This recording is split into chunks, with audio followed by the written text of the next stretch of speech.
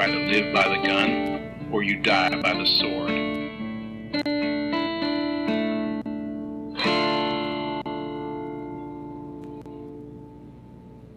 Welcome to The Good, the Bad, and the Weird. I'm Nico. And I'm Chris. And we are finally at the tail end of the holiday season. We're at the midway point. We still got New Year's. Well, by the time this comes out, it'll be... Yeah, okay, closer. fair. Well, technically it's tomorrow, so... We're in the middle of the season. We're in the middle. And we're taking a little break from tradition. Just a little bit. I had this discussion with my husband. He would like to differ. He thinks that this movie is tradition. Well, I was referring to our drink today. Oh, this is true. We're going soy milk because this year Santa's lactose intolerant. Yes, he is. So if you haven't guessed it by now, we are doing Tim Allen's The Santa Claus. The first one specifically. Yeah, we originally wanted to cover all three because you historically despise Tim Allen. I do. I actually hate Tim Allen so much that I had to look up all of the roles he's been in to see if there's any time I've ever liked Tim Allen. There is. There's one time that I like Tim Allen in a movie. What's that? Buzz Lightyear. Yeah. That's literally it. I don't like Home Improvement. I don't like the Santa Claus portion of Tim Allen. Like, I know he's in a bunch of other Jungle to Jungle. Don't like Jungle to Jungle. I've never seen that one. Have you seen George of the Jungle? There's a whole... Okay, we're gonna get into this later, because the Santa Claus is very much a Disney 90s feeling, like, live-action movie. Yeah. And there's a whole, like, genre of this that's not really defined, it's not really a thing, but it is. Yeah, And they all have kind of similar, like... I don't know how to explain it. That's, I think, part of the reason why it's not a proper genre yet. Well... I think we've actually hinted on it a little bit in some of our other episodes where we've talked about where the time frame when Disney was in between, like, maturities. Yeah, this is very much part of Disney's, like, Fast and Furious, family-friendly, but all with real people, real live action, like, no based off of a cartoon sort of thing. This is very, like, mid to late 90s, early 2000s Disney. Before Disney Channel Disney. Yeah, well, but a yes Disney no. Channel ran at the same time, but it's not Disney Channel. It's Disney that went to theaters, then to home VHS, and that's where you watched it. Yeah. You watch it on... It's a weird subcategory, but it's there, I swear. Yeah, no, I know exactly what you're talking about, because I honestly forgot that this was a Disney movie. For me, like Brian said, this movie is tradition. This is, like, the Santa Claus movie I grew up on. Yeah, and I don't think anyone in my family is a huge Tim Allen fan, so we skipped this movie altogether. Yeah. So we watched the claymation Santa Claus, and so, like, for me, this movie, I forgot it was Disney. B, I forgot that it had, like, a second and third one. Mm-hmm. Rewatched those. We'll get to that. Yeah, because we originally wanted to do this as, like, covering all this entire franchise to get over it, but because of how busy we are at this time of year architecturally, we have to scale back our expectations a little bit. Yeah, and also rewatching mostly the third one, it's not... There's not a lot to talk about other than how bad it is. / after rewatching this one, I realized how kind of breaking... especially the third one is, because the second one is fine. It's cute, it's charming, it's got a nice quirk to it. It's the third one that really kind of... the third one, like, broke the camel's back in a sense. The second one was, like, fine. I think a lot of people actually like the second one to some extent. Yeah. It has a bit more of a Hallmark thing going on where it's like, we gotta find love on Christmas. Yeah. But, like, at the same... And, like... But it maintains that Disney, like, kid-centric, growing up sort of storytelling. Yeah. So, like, I think a lot of people did like the second one, and I think the second one's good. I enjoy it more than this one, mostly because it's less Tim Allen focused. Yeah. But, yeah, the second and third one just... Not a lot going on, unfortunately. Which is kind of weird, too, because as I've tried finding DVDs with special features for this one specifically. Yeah. The only special features on this one were recipes of Santa's favorite dishes. Which, don't get me wrong, I love to cook, I love to bake. Not exactly what I want on my DVD special about the movie The Santa Claus, starring Tim Allen. Exactly, and there's so much more on the other two. And, like, it really strikes me as funny is that's the special feature for this movie is, like, Christmas recipes, where, like, there's tons of Christmas movies that are based around food and, like, famous cooks and that tradition, and I don't think any of them have recipes built into the DVD. No, and, like, there's barely dishes in this one. Yeah, no, I think, like you said, the only real thing going on is, like, there's some cookies. Yeah. There's not a specific cookie, it's just cookie, and then, like, lactose intolerant Santa. Yeah, and there's not a whole lot in regards to the production of this movie or, like, really how it came to be. It's just like, oh, it exists. Yeah, which, to be fair, is kind of the Tim Allen, like, motto. Like, with the exception of Disney's Pixar, where he is Buzz Lightyear, but that's really more of, like, Disney adding to it. Tim Allen movies in general don't have a whole lot of background. Tim Allen's kind of a private guy. He doesn't do things over the top. He's not really he doesn't want to be in the public eye. He kind of enjoys being that weird uncle that from the Disney Channel. So there's not a whole lot ever with his stuff. Yeah, well, the weird thing about him being in this movie too is I didn't have a chance to do too much digging into it, but this is a rare occurrence for Disney as well, because Disney historically doesn't hire ex-cons. This is true.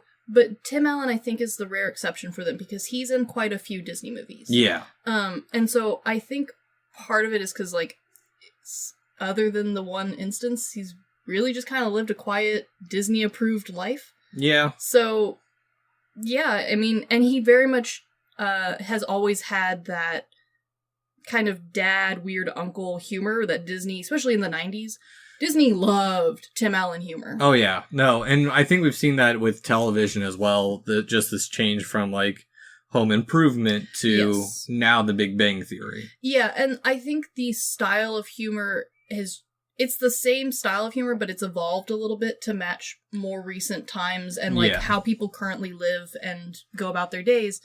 Tim Allen is very much the, like, standard 90s home humor, where it's kind of a goofy dad personality, a mom who's busy and running the house, and then, like, children who know their dad is weird and goofy, but play along with it. And that's kind of the Santa Claus movie in a way. Well, and this one's a weird one too, because it deals with a child in a divorced family. And Disney's done that before, but especially for a Christmas movie where it is a current happening struggle. Yeah. And normally when Disney has the, you know, divorce thing happening, it's usually tried to portray it in more of like I know this is hard for you, but we're trying to make the best of it sort of situation. There's no effort in this movie to do that. Most of the movie is spent with the main character and his now ex-wife going at each other. Yeah. And being petty little children. Oh yeah, they're all petty little children. Yeah, by the way, a good, like, stereotype for most of the humans in this movie is, wow, you're being a little bitch. Yeah, the most rational one in this movie is the child. And even then, like, there's a lot of times where you're like, okay, this is a child being a child. Why is no one parenting? Yeah. Yeah. Yeah. But that's this movie. I think that's why a lot of people that's what Brian was telling me, is like, that's why he likes this movie, is because he knows people who are like all of the characters in this movie. He grew up with people who are very similar, who make those kind of remarks to each other, who have that kind of relationship. And so to him, this movie feels more genuine and real and has that charm to it. Whereas for me, I don't get it. Yeah. So before we really dive into this movie, yes, what are we drinking today, Chris? Well, it's got to be hot cocoa with tiny marshmallows in it, but Santa's lactose intolerant, so soy milk. Yes, I am trying another. I was gonna say you haven't had soy milk before, right? No, I haven't. It's a little beanie. Cheers. Cheers. The chocolate covers it up, I'm sure. Oh, it does. Okay. Yeah. The oat milk one was better because the oat adds. The oat adds a lot. Yeah. Soy milk is very much it's a thing. It's fine. Yeah. It's fine in certain things, but like I know a lot of family members who are like, I just want to drink milk. Soy milk, unless you really like soy milk, it's not a drinking milk. Interesting. It's an add in two things milk, like chocolate. Fun. Yeah. Yeah. So. The Santa Claus. The Santa Claus. I like how it opens up honestly, because it's the very stereotypical Christmas party. Mm-hmm. And it's also kind of taking a jab at the toy industry as well. Yeah, there's actually quite a lot of, like self-aware Christmas to this movie, which I like. So, like you said, it's aware that the main character already works in the toy industry. Yeah. Like Santa. Yeah. And his name is Scott Calvin. Yeah, how convenient. And I mean, the toy there that did so well that year was Do It All For You Dolly. Which is a terrible name for a toy product, but I do like the idea of a doll that does a lot of stuff. Like, it talks, it maybe walks a little bit, its eyes blink, and it probably poops itself. Yeah, actually, I just remembered my buddy Sugi has this Chucky doll that's like on a Roomba-like thing, so it like moves around the house through the day. Oh, that's terrifying. I love it. It's great. He'll send me pictures of it like just chilling outside his door when he wakes up. One of these days when we get a house, my husband's going to learn a deep dark secret of mine, and that is that I used to collect China dolls. And not just like a few, but like quite a few. Enough to be creepy. So I apologize in advance, but at the same time, like, I love toys, I love children's toys, I think they're fascinating, I like the thought process behind them, and so, from someone who came from a product design background, it makes sense to me why they picked this industry, not just from, like, a cliche standpoint, because, it's cliche that, the guy named SC is working with dolls and toys and stuff. It's Disney, but also, like, from a deeper standpoint, most people who do work in the toy industry, at least starting out, really genuinely do like that sort of like all the time Christmas vibe. Not Christmas itself, but like the vibe of like they like to give, they like to see other people happy.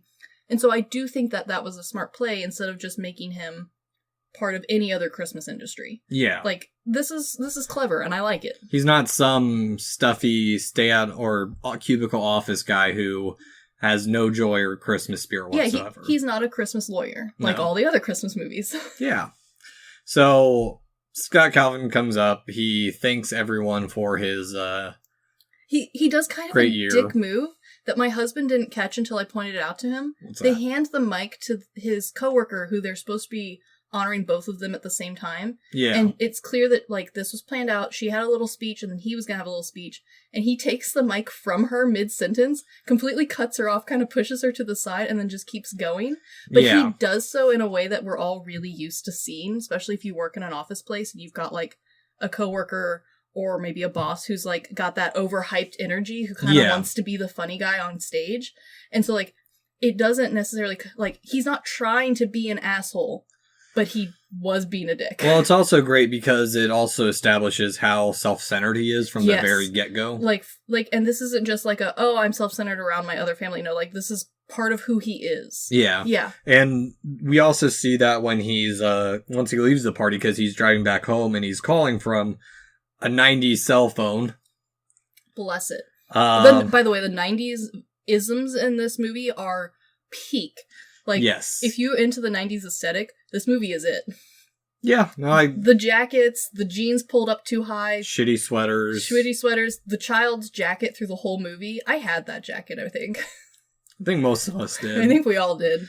Yeah. Well, and so another kind of thing that I've noticed, especially on, like, older budget Disney movies, as we've seen, is that there's no traffic, and also on top of that, there's no background cars. No, they didn't want to have to pay any of that. Exactly. Well, and, like, Disney, especially this era Disney, this wasn't just, like... It partially was, like, Disney wanting to be smart with how they were using their budget, because most of these were made on a tight budget. Yeah. Not necessarily a low budget, but, they weren't going over budget for this film. Yeah.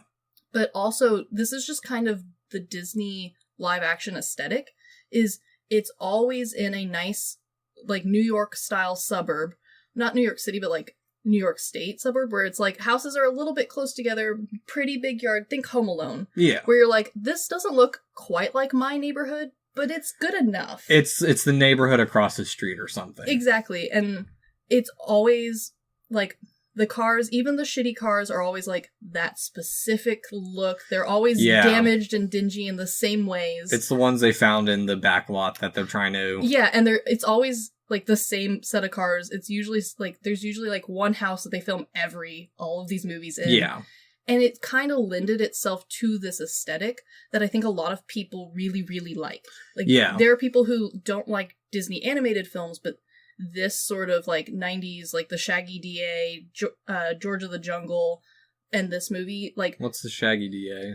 Another Tim Allen film based off of a book where he's a DA who turns into a dog to win his child's love. Yeah, My Shaggy Dog or whatever. Yeah, I think they changed... Or The Shaggy Dog, something like that. I think it's gone through a couple of names. Yeah. Because I think they remade it at one point too. Yeah, it's that film. Yeah. But yeah, that's the vibe that these Disney movies all have, and whether or not they meant for it, it's part of the like Disney 90s, 2000s aesthetic that a lot of people really like. And it's kind of coming back in fashion. Yeah, I think part of it too is I was actually watching a YouTube video a couple days ago about why all our Christmas music is from like the 40s and 50s. Mm-hmm. And part of it's due to World War II. Oh, very much so.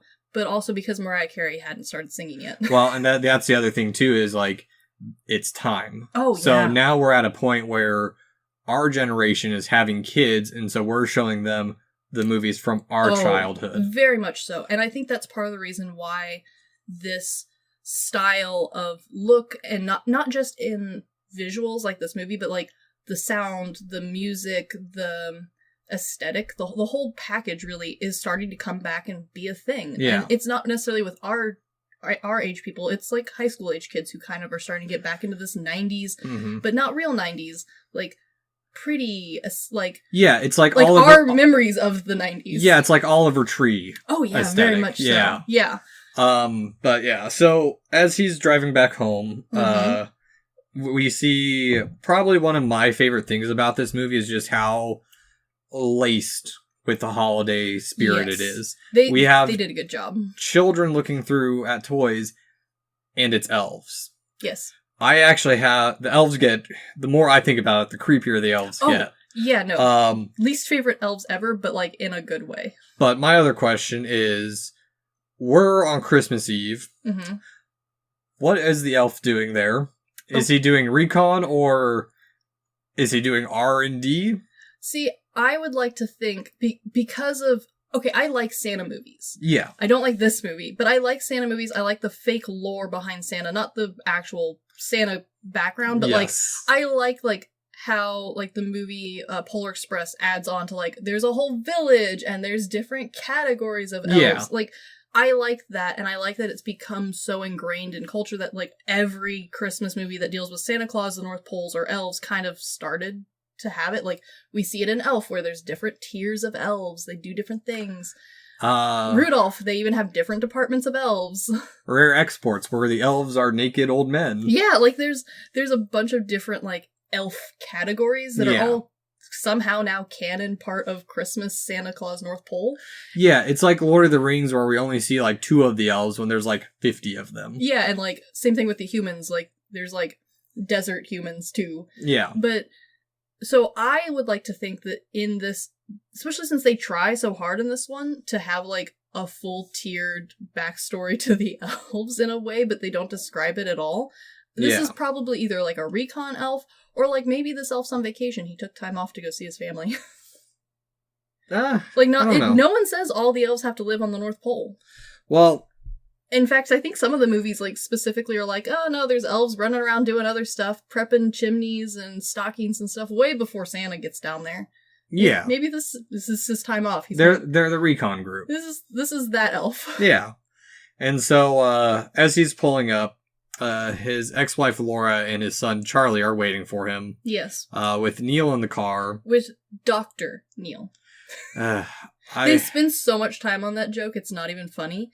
And what makes it even less funny is, like, nowadays, psychiatrists are very much thought of as, like, actual doctors. Like, no one questions if you say, like, I have a doctorate in psychiatry. Like, no one's gonna be like, oh, you're not a real doctor. Yeah. Like, that's not a thing anymore, but, like, that was a 90s view. Yeah, it's like if we got a doctorate in architecture.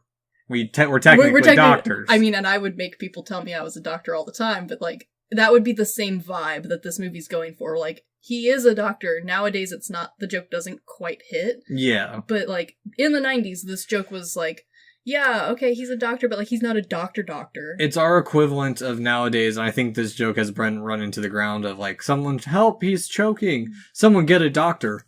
I'm a doctor. Oh, cool. Can you help? No, I have a doctorate in fine writing or fancy or like shit. mathematics. Yeah, exactly. It's the same joke, but like it doesn't apply.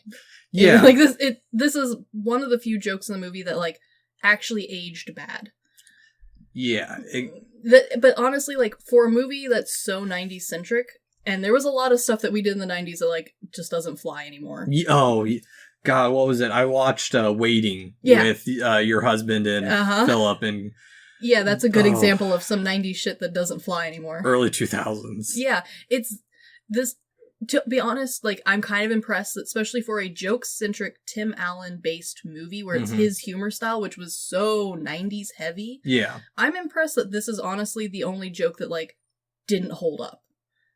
Like, there's other jokes that I don't find funny because I don't find Tim Allen humor funny. No. But, like, my husband thought they were hilarious. So, like, they must not have aged that poorly. No. Yeah, I don't know. I think it's not that it's not funny, it just harps on it too much. It does, it's a very much, like, and that's part of that humor style. And, like, it's very TV sitcom-y, where it's, like, a repetitive joke that, like, would have gone through a whole season, but this is a movie, so it's in an hour and a half instead. Yeah, exactly. So early on, we're also pointed out that Laura and Scott are constantly arguing. They are terrible to each other. And Charlie prefers his mom's house. Which, to be fair, I can kind of see why. And they do a good job of not directly stating this, but I like the attention this movie does pay to its details, where they make it pretty clear that, like, the dad can't cook. Scott has no cooking skills. He probably eats frozen food all the time or takeout. His house is clean to the point where it's like, he's not there. Yeah. Like, it looks empty. There's not a whole lot of, like, kid-centric stuff. Like, it's clear that, like, his son's not over visiting very often. There's no toys for Charlie. Like, he's got a room, but it's not his room. It's a guest room. Yeah. Like, it very much, like, and you can tell that Laura, the mom, is very Charlie-centric. She loves her son and would do anything for him and wants to be a mom. Yeah, and it's not that Scott doesn't love his son, it's just... he doesn't know how to be there and be a dad. Yeah, he's self-centered, which is probably why he's divorced now. Yeah, and it's also pretty clear why Laura, throughout the whole movie, makes it clear that while she's letting Charlie visit, she doesn't think Scott is capable of properly caring for him. Yeah, because he's only there for Christmas Eve and day. Yeah. Or morning. Yeah. And so, like you were talking about the little details, because again, it's probably been a while since I've seen this movie, since I don't really go down a Christmas rabbit hole during this time of year. Fair. It pans over from like a TV advertisement for turkey, and as it's panning over the table, the dinner rolls are burnt, the casseroles are burnt. Oh, it's all burnt. Everything is slightly burnt. Yeah. And then it's him with taking a fire extinguisher to the turkey. I also do have questions, though, about what he is cooking that turkey in, because it should not have relit like that. It's 90s sitcom comedy. Yeah. Yeah, this is very Tim Allen.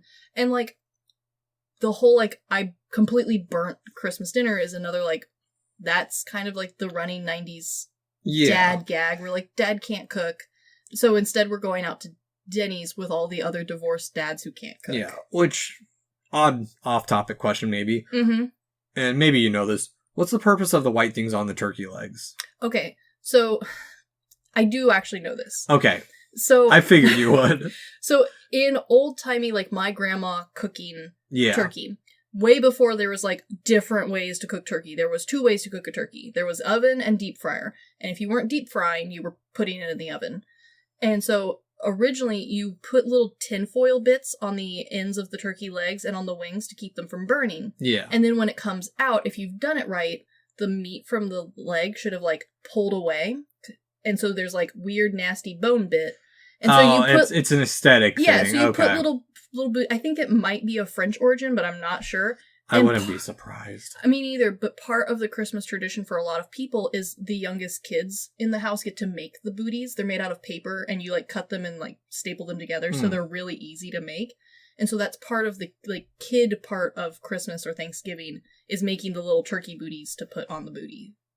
Okay. Yeah. Interesting. I don't think it's as much of a thing anymore. Because I'd never done it, so and like I occasionally see it and I forget that it was ever a thing. I think it's very much left over from like our grandparents / great grandparents' time of cooking, when there wasn't like cooking shows to teach you how to do it a different way. You did it the same way everyone had always done it forever, and someone at some point said put booties on the turkey, and so now you put booties on the turkey. Yeah. You do not cook the turkey with the paper booties on.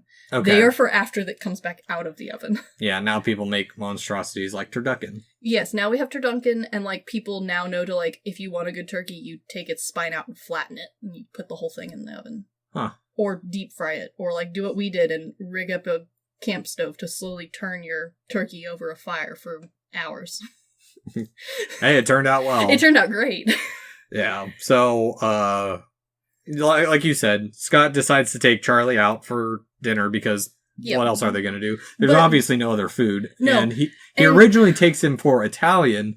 Because that's his favorite restaurant. Yeah, and he asks if he likes osso buco, which I learned, and I messaged you guys about if a butcher had this, because it's an Italian dish from the Lombard region, consisting of cross-cut veal shanks braised with vegetables and a white wine broth. It is very pretty, very like 80s ideal of fancy.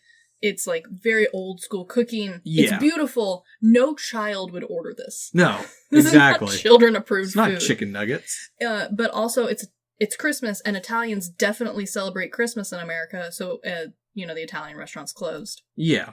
And the Chinese ones are normally open. Which is part of the joke that they threw in here, the next part, where they go into Denny's and there's a giant corporate meeting full of Asian people. Real quick before that, I do want to get into the fact that Charlie is constantly telling him how much better of a dad Neil is. Yeah, no, Charlie is an absolute brutal child. Oh, yeah. Especially at the beginning of this movie. To be honest, everyone at the beginning of this movie is like, I almost can't get through the first half of this movie. That's how bitchy literally every character is. Exactly. With the exception of the Denny's waitress, who's an absolute gem.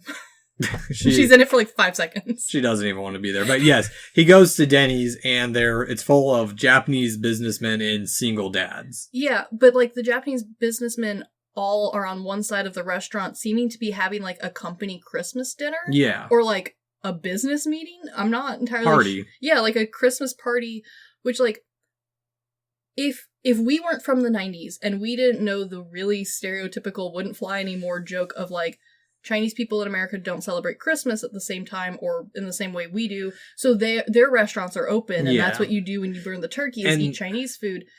But then why are they in the Denny's? Well, and I think is there no Chinese? Like, I don't get why the racist joke is there. Well, and I think it's just the standard of the times is like... Oh, it was definitely like, that's a Christmas joke. It's got to go in the Christmas movie. Yeah. Well, and I think Denny's is just, it's always open. It's an American staple. Denny's is legit always open. So yeah, like, the Denny's part makes sense to me. The like really awkward, like, it's full of like single dads. Yeah. Kind of also makes sense because they're trying to really play on the fact that like divorced dads can't cook and are bad at being a dad. See, that's one trope I've never understood because like I know lots of single dads who are great. And just single bachelors in general are... Yeah, most of the bachelors I know actually cook really well. Yeah. Like I cook really well. You cook great. You make some of the best food in the group. Yeah. So like, and like I know plenty of like single divorced dads who are fantastic dads and take care of their kids 24/7 and don't have to go to sad Denny's. Yeah, and I think maybe it's something we can just chalk up to the 90s. It is very much a 90s joke. It, like, that just was kind of like the Tim Allen 90s sitcom. And this is a theme through a lot of Tim Allen jokes. Mm-hmm. And, like, it was a thing in the 90s, so, like, no one thought anything of it. Was, like, dads can't cook. Dads are bad at taking care of kids. They're, like, the big child. The macho, the regular dad or the macho dad, it's the sensitive dad who's the good dad. But they were always the butt of the joke, even though, like, if you thought about it, they were better at being, like, a house person. Charlie's pointing out from the very get-go that Neil's better at being a house person. Yeah. And so, like, but that was totally a theme and a joke in the 90s throughout, not just sitcoms, but, like, humor movies, dad movies in general was, like, the whole movie or sitcom was about the man-baby child learning how to be, A, an adult, love and take care of children, love and respect their spouse, and learn how to cook a goddamn turkey. Yeah. Well, yeah. Like, that was the thing. So, like, I get why it's there. It doesn't need to be there. It's fine. It's fine. It's comedic. It is comedic, and it's very much part of this, like, 90s movie thing. So, like, it wouldn't have been a 90s movie without it, but, like, I think that's part of the reason why the second and third one they don't have the same, like, 90s charm. I shouldn't say charm.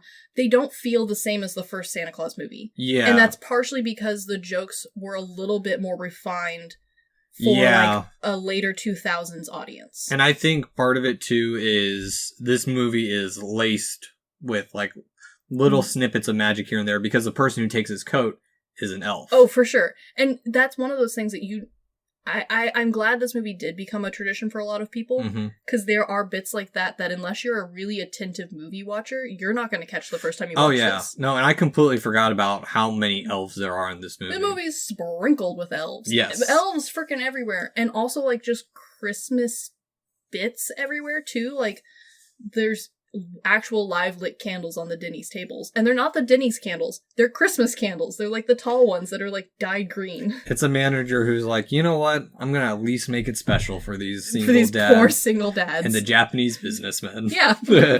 Merry Christmas. Here's your tall candle. Yeah. Also, what is going on with this Denny's? They are out of almost everything. Yeah, that I don't understand. I have been to a Denny's where they're like waiting for their delivery truck to show up, and so like I couldn't get like one of the limited edition hamburgers or something. Granted, I don't eat at Denny's regularly. It's very low on my shitty food restaurant places to go. I don't think I've seen a Denny's in a while. Oh, you have if you've driven up Walton, because we have one, but it's the classical style one where it looks like a shiny diner from the 40s. Oh, okay, yeah, it's like right across, kind of across the street from the Village Inn. Yeah, okay. Their competition. Honestly, I didn't know Village Inn was a restaurant until we moved here. I thought it was a place you stay. Interesting. Like an inn. And then when it said, we sell pie, get it for Christmas, I was like, wow, what a nice hotel. Interesting. Sell pie. But anyway, the fact that they're out of chocolate milk in a Denny's is outrageous. So there must be a lot of single dads and kids in this restaurant. They've been through the ringer already. Everyone else, like, they are here ungodly late for a child to be eating Christmas dinner. I think that's the point they're trying to make. Well, the other thing too is like, because it gets darker later. Charlie starts begging for food at 5 now. Which, in the 90s, 5 was a reasonable dinner time for kids. Yeah. I think older generations like dinners at 8. Yeah, we eat at 8, but like I think in the 90s 5 was kind of 5 to 6. That's about the time I eat. Yeah.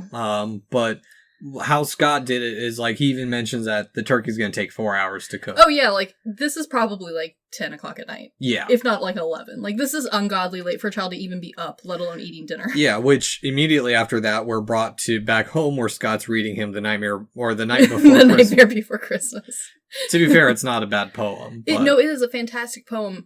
And I can see why Charlie has questions, because it is full of a lot of Old English. And not like old English, but like older English than most kids are used to. Yeah. But I like that they bother to put in this, because it is a plot point. They harp on like, oh, well, that's why he thinks you went to the North Pole, is because you read him this Christmas story. Yeah. But at the same time, they do the thing that a lot of Christmas stories do, and we saw this with our last one with Rudolph, where they knowingly put this bit in to remind people that, like, this is the poem we're basing this all off of. Yeah. So when you're about to hear clattering on the roof, it's this poem. Where the other movies kind of sometimes do it a little bit more subtly, either with an orchestral score or with lines pulled from it, but not necessarily direct, like how Rudolph did. Yeah. This one blatantly puts it out there, and we're like, we're ripping this poem off. Remember it. Get ready. Yes. And so, as he's rushing through this story, because it looks like Charlie's asleep, he wakes up and starts asking him a million questions. Yeah. Immediately thought of that book, Go the Fuck to Sleep. Yes. I almost bought that book for someone for Christmas this year. It is gold. Mwah. The Samuel L. Jackson reading of it. Oh, is by far the superior version. Yes. And so, in the middle of the night, Charlie is awoken by a noise on the roof. Some stomping around. Which, I kind of like this part of the movie being played out, even though I do genuinely hate the first half of this movie, because I like how Charlie is so primed for Christmas that he is excited that there's Santa on the roof. Oh. He knows it's Santa before he even sees it. And the dad is like, we are being burglared.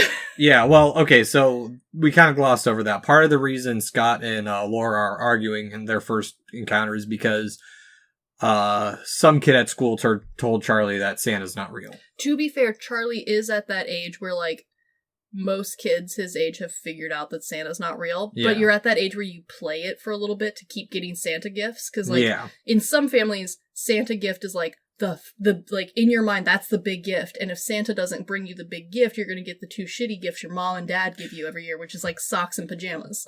Yeah, but like, so, like, most kids have probably already figured out the, like, trope, and they're trying to play off of, like, Charlie is a full believing kid. He is a blind believer in things, which isn't bad. Like, we all knew kids like this. Yeah. My brother-in-law. Nice. So, yeah, Charlie goes to wake up Scott. Scott decides to confront the potential burglar in his underwear and a jacket. Yeah, it's not a good look, but it's, like, the trope. Like, this look is the look for Tim Allen in this movie. Like, this is what everyone remembers him wearing, is either the Santa Claus outfit or his underwear. Yeah. Like, this is why you wear pajamas, is in case of a burglar or a fire, you can leave your house in dignity. Or, if there's a burglar, nothing scarier than a naked person running at you in the middle of the night. This is true. You have a point. Yes. So outside we go to see the burglar, who looks an awful lot like Santa. Who falls off the roof and dies. He does. He just straight up dies. I love how it's, like, there's a little bit of panic, but also, like, not enough panic for someone having literally just fallen off your roof and dying. Well, and on top of that, like, he just falls into a bank of snow and is just, like...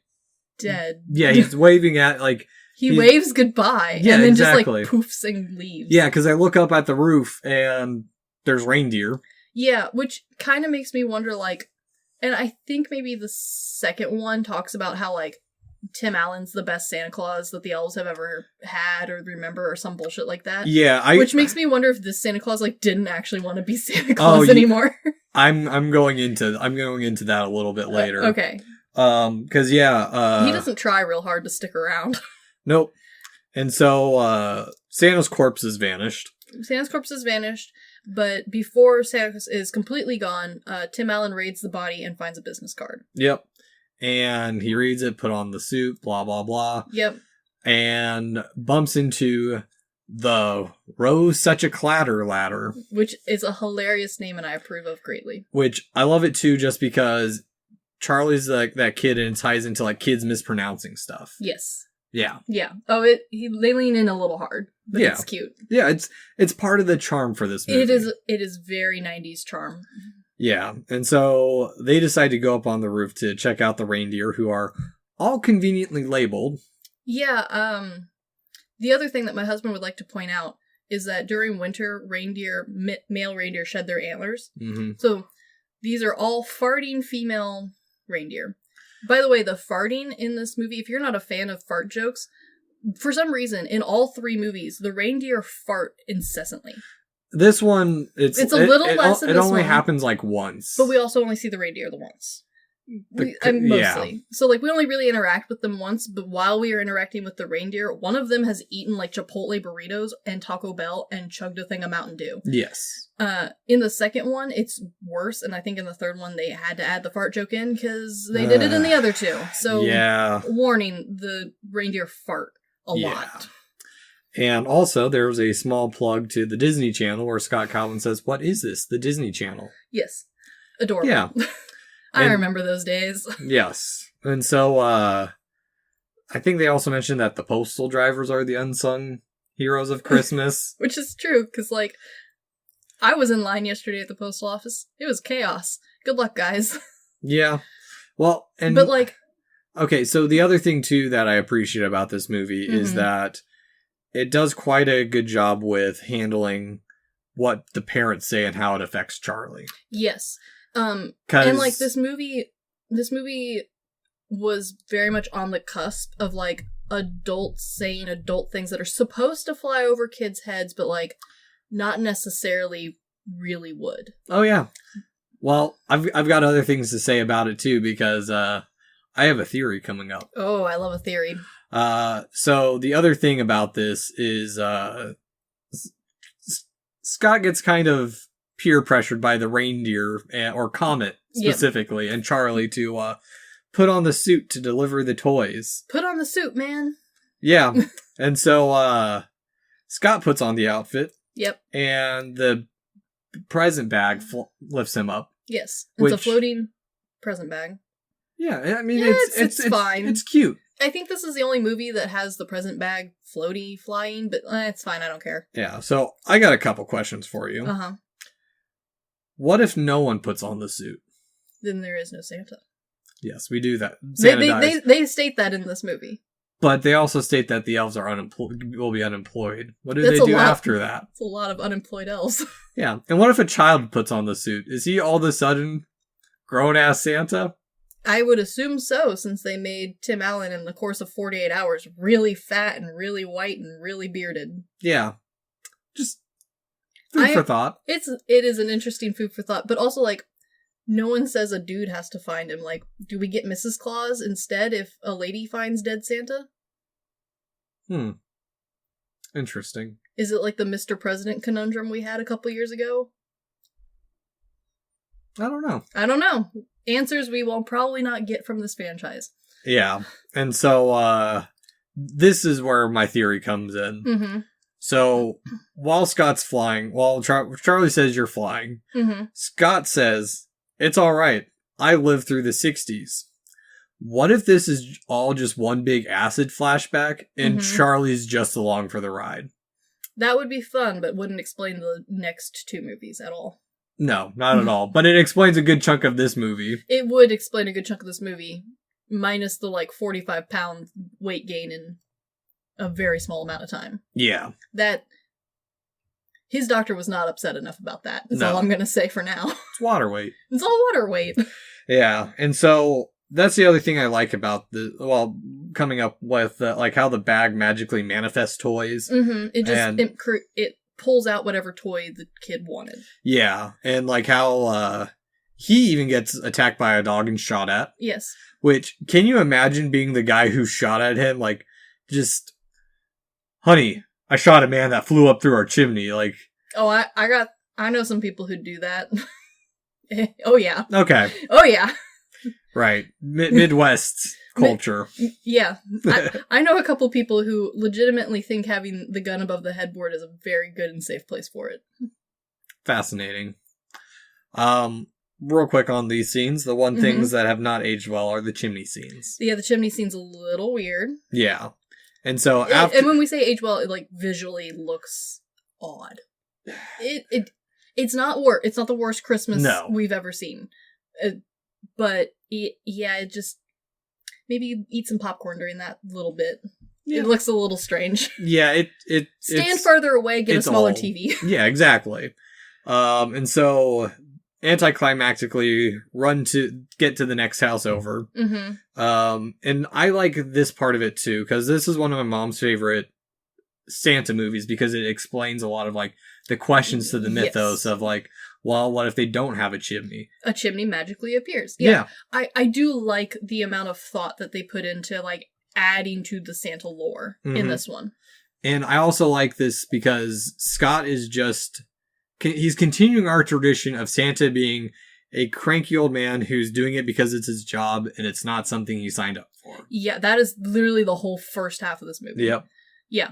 But granted, in true Tim Allen humor fashion, he's grumpy, he doesn't want to do it, but he lets a child and a deer peer pressure him into doing it. Yeah.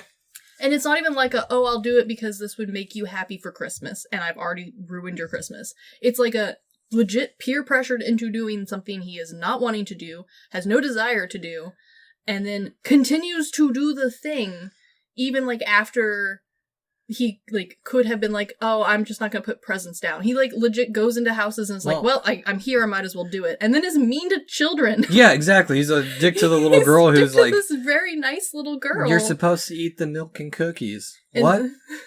You're yeah, supposed to eat the milk and cookies. And like, this is why we're doing soy milk, because he goes off on her. And he goes off on how, like, Santa's lactose intolerant, which in the 90s, like, being lactose intolerant was, like, kind of a new idea. Like, there were people who were legitimately lactose intolerant, but, like, the fad of being lactose intolerant, or even, like, the understanding that, like, probably a lot of people are lactose intolerant because we're not really supposed to drink milk, most of us anyway. Oh yeah, Friday morning was a rough morning for me because I ate half a pizza. Well, Friday at like 4 a.m. was rough because I ate half a pizza with Philip. Yeah.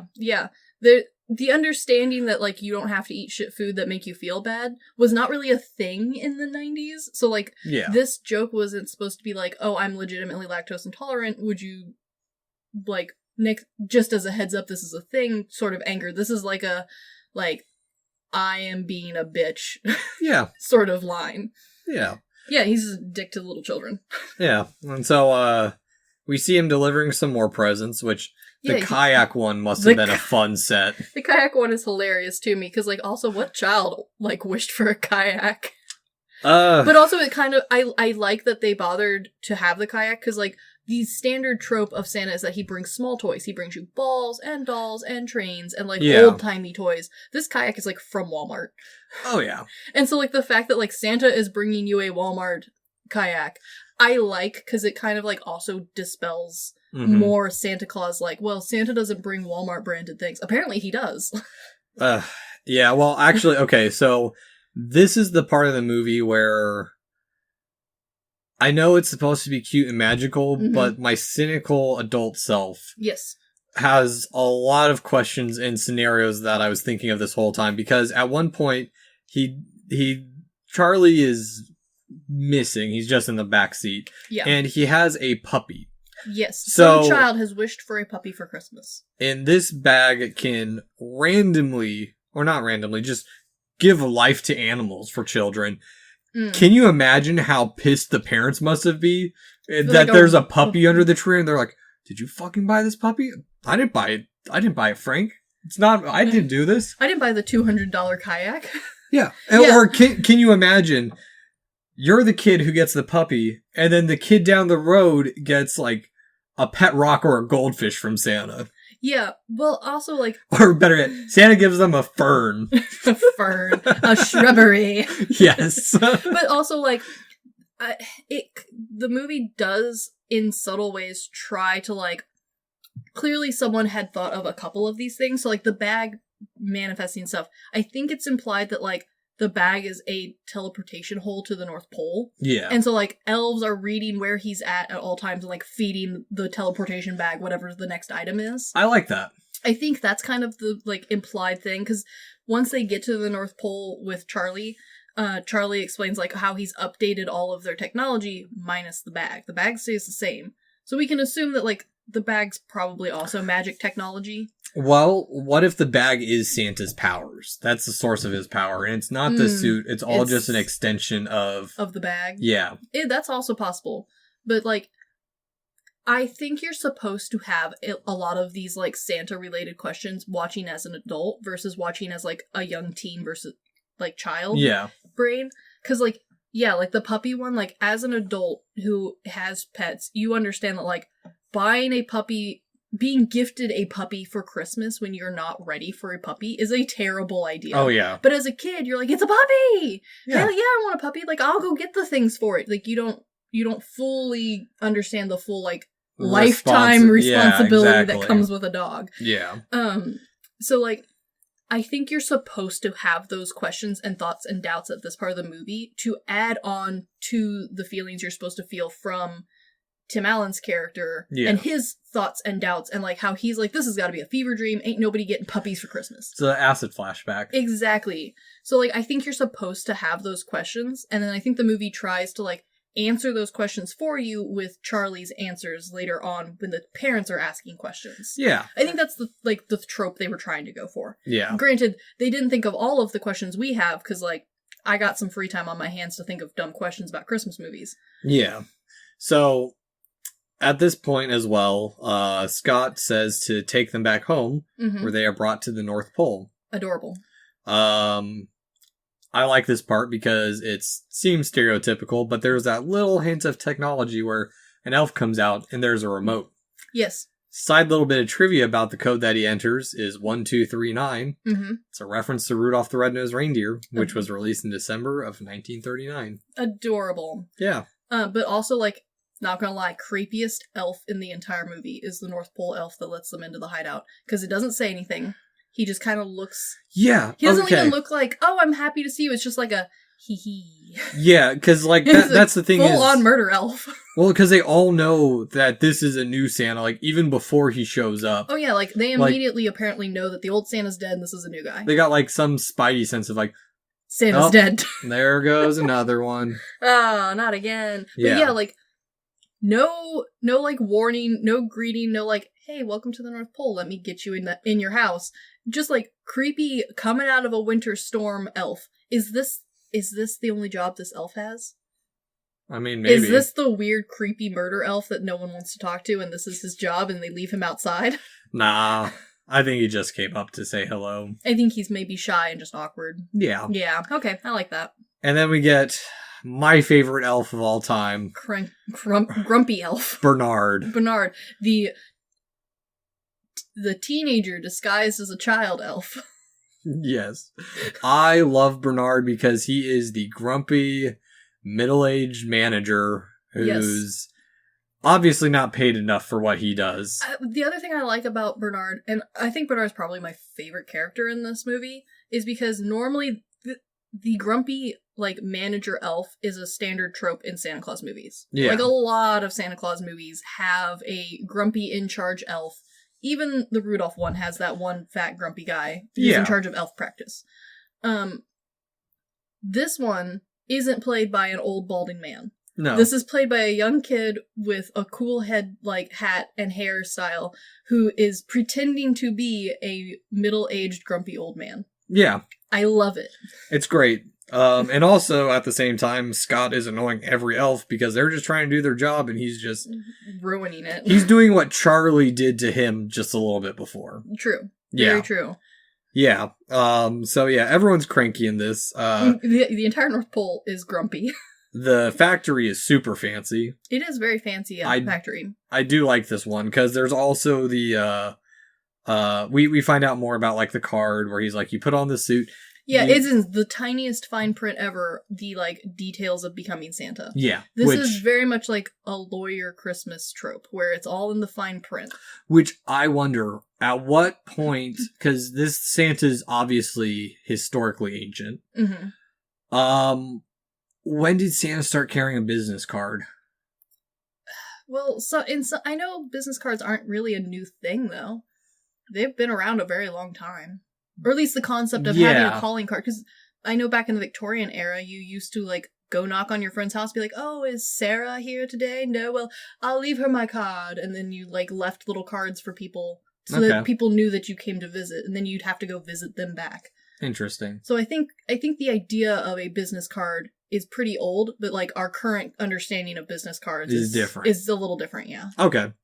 Yeah. And so, there's also a little note to Home Improvement. Where he picks up a belt and says, like, shakes his head. Yes. Sets it down. He does. Speaking of Home Improvement, why... I mean, it seems like Home Improvement cannot escape Tim Allen. And I feel like... Because we had this conversation earlier. Yeah. Tool Time Tim Allen reminds you and me of, like, our first introduction to Nick Cage. And then when we got to know Nick Cage as an actor and a person and really study his work and understand where he was coming from an artsy-fartsy sort of standpoint, we started to appreciate his work more. Yeah. And then we started to find other works that he had done that we were like, okay, you know, maybe this guy, he's eccentric, but he knows what he's doing. Yeah. Tim Allen doesn't have that. I know, which kind of disappoints me a little bit. And so, like, there was whispers of them bringing back Tool Time, like the mini show inside Home Improvement. Yeah. And do you think nowadays, knowing like all of, because he's done quite a few roles, but all of them have kind of been this style. Do you think that if Tim Allen came back to the world of film or TV, do you think he would try and pursue a more serious role? Because we've seen that a lot with, like, especially 90s comedian actors and sitcom players coming back on screen and playing really serious and important roles that turn out really great. Yeah, you know, honestly, I don't think so. Because I think he's so iconic for the 90s that he almost can't at this point. Because even into the 2000s, he was doing the dad movies. He was still doing dad movies. Yeah, I guess that's a good point. Because I think the last movie I saw him in was Wild Hogs. And that was atrocious. It was atrocious. Yeah, and I don't think he's going to be brought back for Buzz Lightyear. I think that's what I read anyway. Yeah, So like I'm interested to see if this is Tim Allen's legacy right here, because this is arguably his highest grossing movie that he ever created. Outside of Toy Story. Outside of Toy Story, which Toy Story is kind of one of those like, hey, where do you put it? Because like he wasn't necessarily the star of Toy Story, and like I think a lot of people, especially for Disney films, don't go listen to the voice actor, even if they are played by a big role. Yeah. I think it is a little bit more now with the live action, but like not as like the old ones or like the animated ones. It's nice to have a big name attached, but like I'm not watching Toy Story because a famous person voices Buzz Lightyear. You're watching it for the good story. Because it's a Disney animated movie. Yeah, it's like when we watch Miyazaki movies, where it's where the English dubbing is actually really good, and it's always done by someone who, once you dig in, you're like, oh, this person's actually kind of famous, or they are very famous, depending on what movie you're watching. Yeah, exactly. Or they were somewhat nobodies at the time. Yeah, yeah, and especially now that like we're starting to see a desire to remake everything, but also like this version of Christmas movies where it's got this sort of wholesomeness. It's like this kid focused and centric, but also not like so much so that an adult would hate watching it. Yeah. I wonder if, because we haven't really gotten a lot from Tim Allen recently. It's kind of like he's retired in a way, but he hasn't officially, I don't think. I don't know. I don't follow Tim Allen, to be very frank with you. But I am interested to see, because there's been whispers of remaking Tool Time. I am interested to see if, like a lot of other sitcom from the 90s actors, if Tool Time Tim Allen will revive, like the Santa Claus putting on the suit. Yeah, that's actually a good point. I'm curious too now. Yeah, we'll see. But yeah, this is kind of the last, like, hurrah to Tool Time for Tim Allen's movie career. Like, I don't think there's really a reference in any of his other works that he did. Yeah. So, the last of the Tool Time, this little scene, this little nod. Yep. And so, at this point, he's told he has 11 months to get his affairs in order. Which I appreciate that they give him a full year to be like, all right, go write your will, sell your house. Yeah. And it also ties into that trope of, because he says something, and then the elves start singing along, and Bernard looks like he's so annoyed by it because... done with Christmas shit. It's like whenever we built models in architecture. Yes. What is this? Insert project description.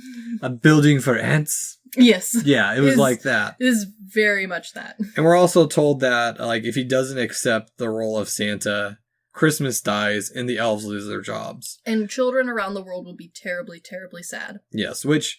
The other thing I'm thinking of, too, like, do people just forget that Christmas happened? Like, poof. Oh, what was that thing we did around this time of year? I think what would probably happen, because they do make a lot of other Christmas tradition references that aren't Santa-specific. They're either Jewish traditions or Christianity religion traditions where it's not Santa, it's about fill-in other thing here that is celebrated around the time. Okay. And so I think what the movie implies would happen is children around the world who normally wouldn't get Santa Christmas presents, because apparently in this world every good child actually does get Santa gifts. Yeah. Those kids no longer get Santa gifts. And there's just no more Santa, and like it's now a thing of the past, and maybe this is the dystopia that we now live in, where Santa's not real and the parents have to buy the gifts, and Santa only loves rich kids now. Yes. Maybe that's like what they're alluding to, is that we live in a world where Santa never put on the suit. Interesting. I don't know. That's my new dystopia theory. Okay. It's not much of a dystopia, but I mean, it's a little bit Santa dystopia. That's for another episode. For the elves, it's dystopia.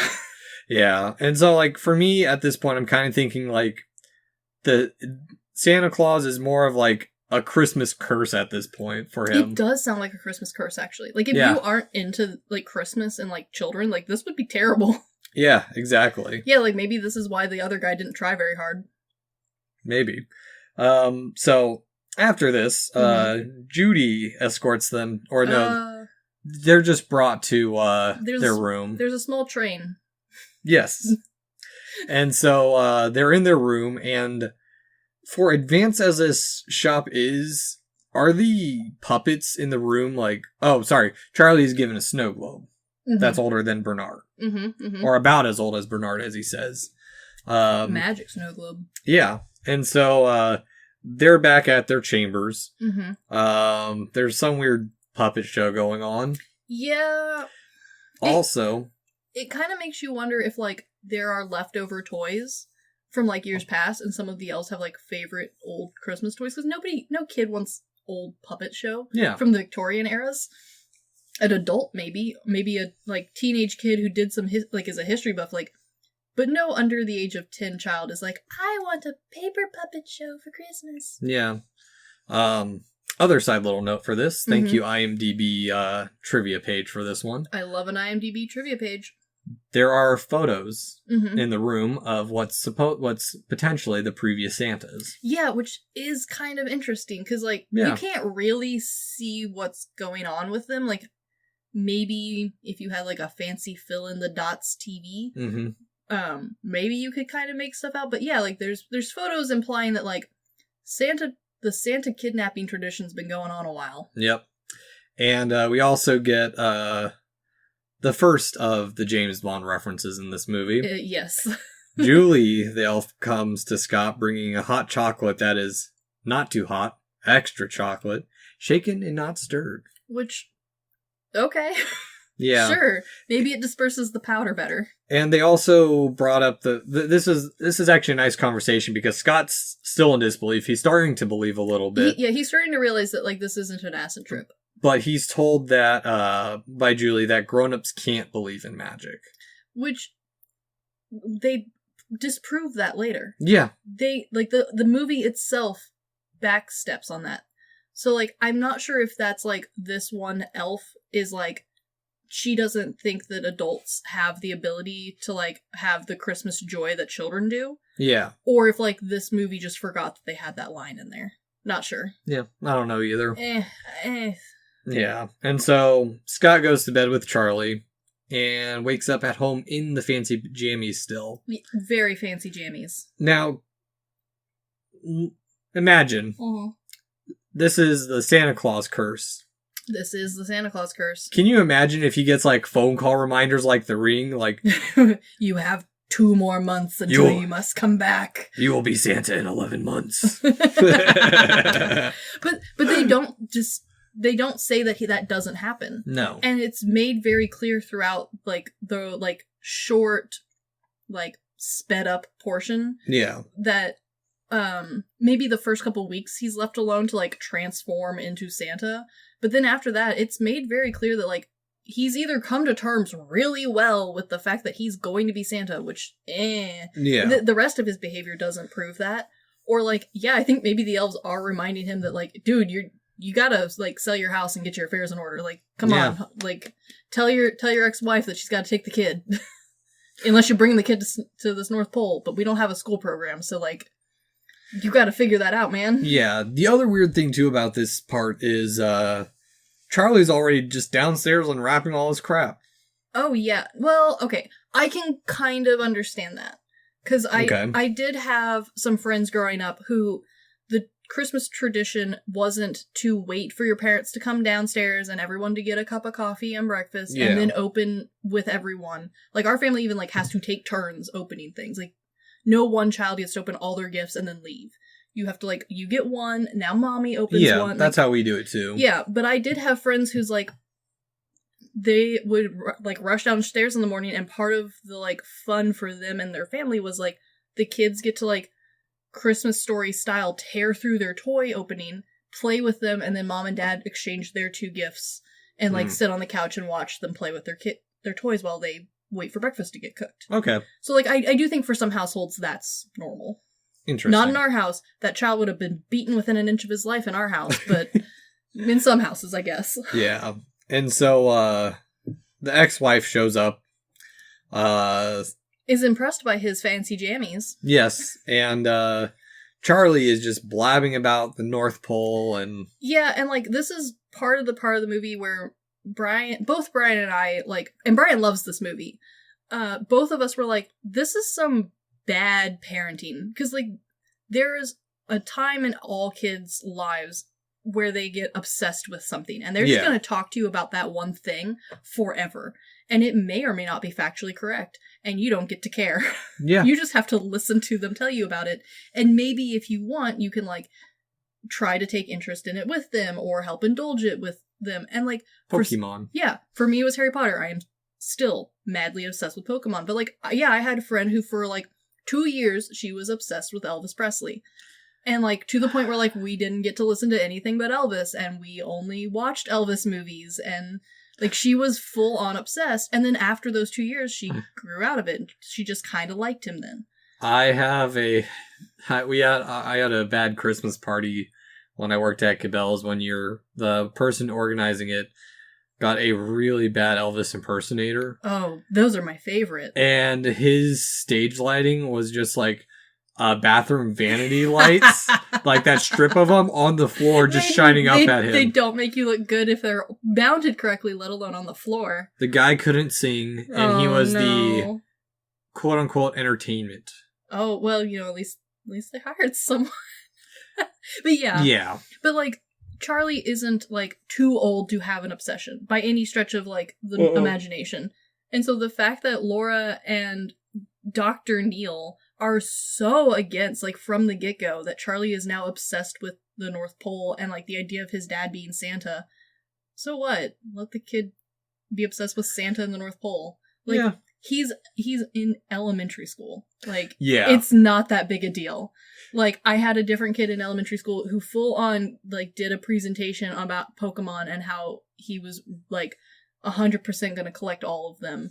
And, like, in front of the entire class. And, like, we didn't care. Yeah. We didn't, like, yeah, some of the girls thought he was weird because they didn't like Pokemon, but, like, the rest of us were like, yeah, okay, man, you go. Yeah. Have fun. Well, yeah. So, like, from the get-go, Laura and Neil spend a lot of time and energy being very against Charlie thinking that his dad is Santa. Yeah, well, and we start this train of thought or down this road because the very next scene is bring your parents to school day. Which, awkwardly, he's brought both Neil and his dad. Which, like, if maybe they were on better footing, I could see and understand. Yeah. But I think this is probably the spot where you can kind of see how immature Neil also is.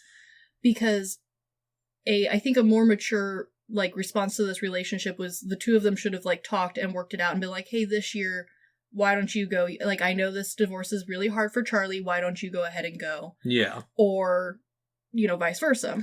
Yeah. And instead, he brings both of them, but, like, clearly Charlie didn't want to bring both of them. Like, I think originally Charlie wanted to bring Neil. Yeah, and his dad was just in tow, but now his dad's Santa Claus, and he's super excited to have his dad. Yeah. Because Charlie goes up to the front of the classroom after the fireman who has like, seen some shit. Those poor firemen, like, oh man, dude, you okay? Yeah. It scares the pee out of kids. And Charlie reveals who is Santa Claus, that tells everyone that his dad is Santa Claus. All the kids laugh, except for one. Except for the elf child. Yeah. But also, like, I feel like his dad did a good job of being like, I'm like Santa, I work in a toy industry, like, this is our best seller, this is what it's like. Well, and so, like, yeah, like, Charlie was a little weird and awkward, but, like, not enough to, like, make Dr. Neil so worried that his, you know, like, that Charlie is going to be disowned by his entire class and, like, live a life of terrible sadness. Well, and so, also at this time for me, looking a little bit ahead, this is where the third movie really starts to break down for me with how tight-lipped they are. Yes. Or they're supposed to be in the third movie. Yeah. And Charlie is just... Charlie's telling everybody. He's a huge security risk. Yeah. I can just imagine that elf sitting there like, God damn it, shut the fuck up, kid. Shut the fuck up, kid. Yeah, like... But at the same time, like, elves are so sprinkled in the first movie that it's just kind of assumed that, like, maybe elves also go around trying to help make Christmas throughout the entirety of December. Yeah. And so, like, this is probably just an elf planted in this Christmas classroom to help Christmas happen in the class. Random Christmas transfer student. Yeah, the anime trope. That'd be hilarious. Oh my gosh, we need that. I'd watch that. But so in the first one they don't really make it sound like people knowing who Santa Claus is a big deal, because they kind of imply that, like, well, no one's going to care that this guy who's going to disappear in 11 months is Santa. I also, for a quick second there, thought of, like, the anime elves with, like, the big the really big ears. one. the full, like, foot-long ear, yeah. Yeah. Yes. Oh, that'd be great. I'd smack those ears on everything if I had them. Yeah, but after this, the kids are complete dicks to them. Oh, yeah, but that's kind of also, like, just this movie in general, is like, if it's not established that a character is a sweet and innocent person, they're just an asshole. Like, there's no, like, in between. There's no, like, oh, a few kids are laughing at Charlie. It's like, no, the whole class and maybe the teacher is, like, belly laughing at Charlie. Yeah. But that's kind of, like, just this movie. Like, I wouldn't look too much into it. It's kind of a 90s thing that, like, the main character is either the cool kid who everyone loves, or the entire class thinks he's so weird for doing normal kid things. Exactly. And so, we're now in the principal's office with Scott, Laura, and Neil. Yeah, also, my husband would like to point out that, like, ain't no principal have time to deal with parent bullshit like this. Like, come on, guys. Yeah, and even then, like, they're like, you need to tell him something about this, otherwise he's gonna go down this delusion. And Brian would also like to point out that no principal would ever be like, yeah, okay, your kid's obsessed with Santa. Yeah. You need to break that habit. Like, you've got to be really, like, dangerously obsessed with Santa. I don't see it. This principal is weird. Yeah, it's... But I think the purpose of this scene I'm okay with, because the scene's supposed to show how immature both parties are being. Yeah. And it's supposed to then give you ground for, like, once he becomes Santa, how much more mature and loving he becomes. Yeah, and the other thing I like about this, too, is we start to really see the softer side of Scott, because he is trying to keep the holiday alive in his child. Yeah, which is fair. Yeah, that's... He doesn't want his kid growing up too fast. Yeah, which I think a lot of parents can relate to. Yeah. And so they agree to keep it a secret. And probably my least favorite part of the movie comes up. Yeah. Alvin and the Chipmunks. I distinctly remember the, like, phase of Alvin and the Chipmunks. I have always hated them. I can understand why. I like the animated movies, but the live action Alvin and the Chipmunks, which is the part that they're referencing, it's just a song playing in the background. It's the live action one, I think. Oh. No. Is it? No, the live action's from, like, the 2000s. Oh, yeah. Yeah, because it has the guy from My Name is Earl. Oh, yeah. Yeah. Yeah. Yeah, Alvin and the Chipmunks was weird. I've never liked them. That's fair. But Charlie is still keeping the holiday going. Like, he's practicing mushing. Yeah, Charlie's clearly having fun imagining Christmas. Yeah, and this is actually a nice passage of time because Scott shows up and it's spring. There's grass. Yeah, I like that they didn't transform into Santa too fast. Yeah, and... I mean, he did, but, you know... And Charlie and Neil are having a talk of, like, well, how does this work? How does that work? Which, Charlie's just breaking this psychiatrist. Yeah. Just absolutely, like, come on, dude, get it together. Yeah. And also we get more banter between Scott and Neil and how they're both child. Scott or Neil has horrible taste in sweaters. Yeah, I think also this is a part of the movie that got deleted from the DVD. There's a banter between Scott and Laura, where Laura hands him the number that she's going to be going by now. And he reads it out loud, and it's something like 1-800-SPANK-ME. Yeah. And he goes, oh, I know that number. Well, it turns out that was a real working sex line number, and some kid called it, and like $400 worth of fines later. Yeah. So they removed that part on the VHS and the DVD, but if you watch it on TV, I think they changed it to like 1-800-POUND or something like that. Oh, yeah. Neil says, here, call me. Yeah. It's that line, which I think is funny, but I also think it's funny that no one bothered to check to see if the fake number they gave is maybe an actual working number, because as we know from many rock songs with numbers in them, people will call it. Yep. And so now is the time that Scott actually is supposed to really be breaking it to Charlie, but yeah, he doesn't. He buys him off with $5. I mean, I've been there. Yeah. Yeah. And then as they're walking, probably the worst CGI. Oh yeah. Not CGI. What's the term? Graphics. Not graphics. It's where they're superimposed on a scene. Yeah. Man, the reindeer on that are so bad. They are, which is kind of funny because the reindeer that are clearly not CGI reindeer in this movie are supposed to be live reindeer that they borrowed from the Toronto Zoo. Yeah. And somehow the live reindeer look worse than the gross CGI reindeer. Yeah, because it's just weird. I think the reindeer like in that scene are actually like filmed on scene. It's Scott and Charlie who aren't actually there. It just makes it look very strange. But knowing that they're real reindeer from the zoo is sweet. Yeah, it's nice. Yeah. And so now the curse of Santa Claus continues. Oh, yeah. The metamorphosis begins. This is the most uncomfortable part of the movie to watch. Where Scott gets up and looks like Santa. Super chubby. Very fat. He's got that dad bod. We're beyond dad bod, I think. Yeah. We're reaching old man bod. And he shows up to a work meeting in sweats, blaming his cultivation of mass on a bee sting. Yes, the swelling will go down, hopefully. Which I like that I like a little bit to the extent that they continuously hold the trope, because in Christmas movies, the dad is usually a terrible liar. Yeah. And like it's like almost a problem for the whole family and the movie, and like it's part of his work is like that's how he got to the top, is he's bullshitted his way. It's the whole premise of Liar Liar. Yes, it is. Yeah.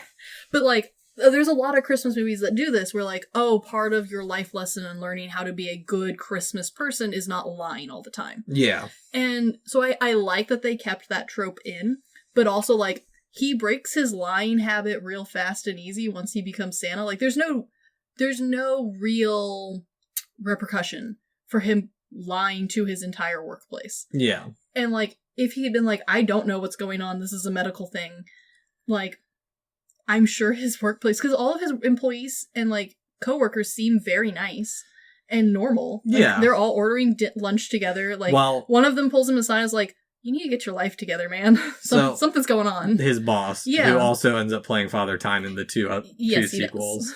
One thing about this part, like, that I think is a nice little touch. Again, there's a lot of little details in this movie.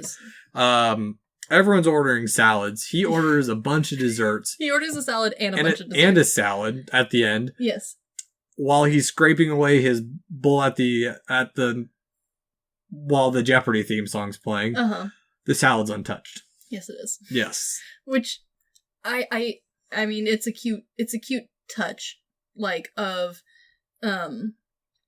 like apparently part of his metamorphosis into Santa is that he develops an unhealthy obsession with like candy and sugar and sweets in general.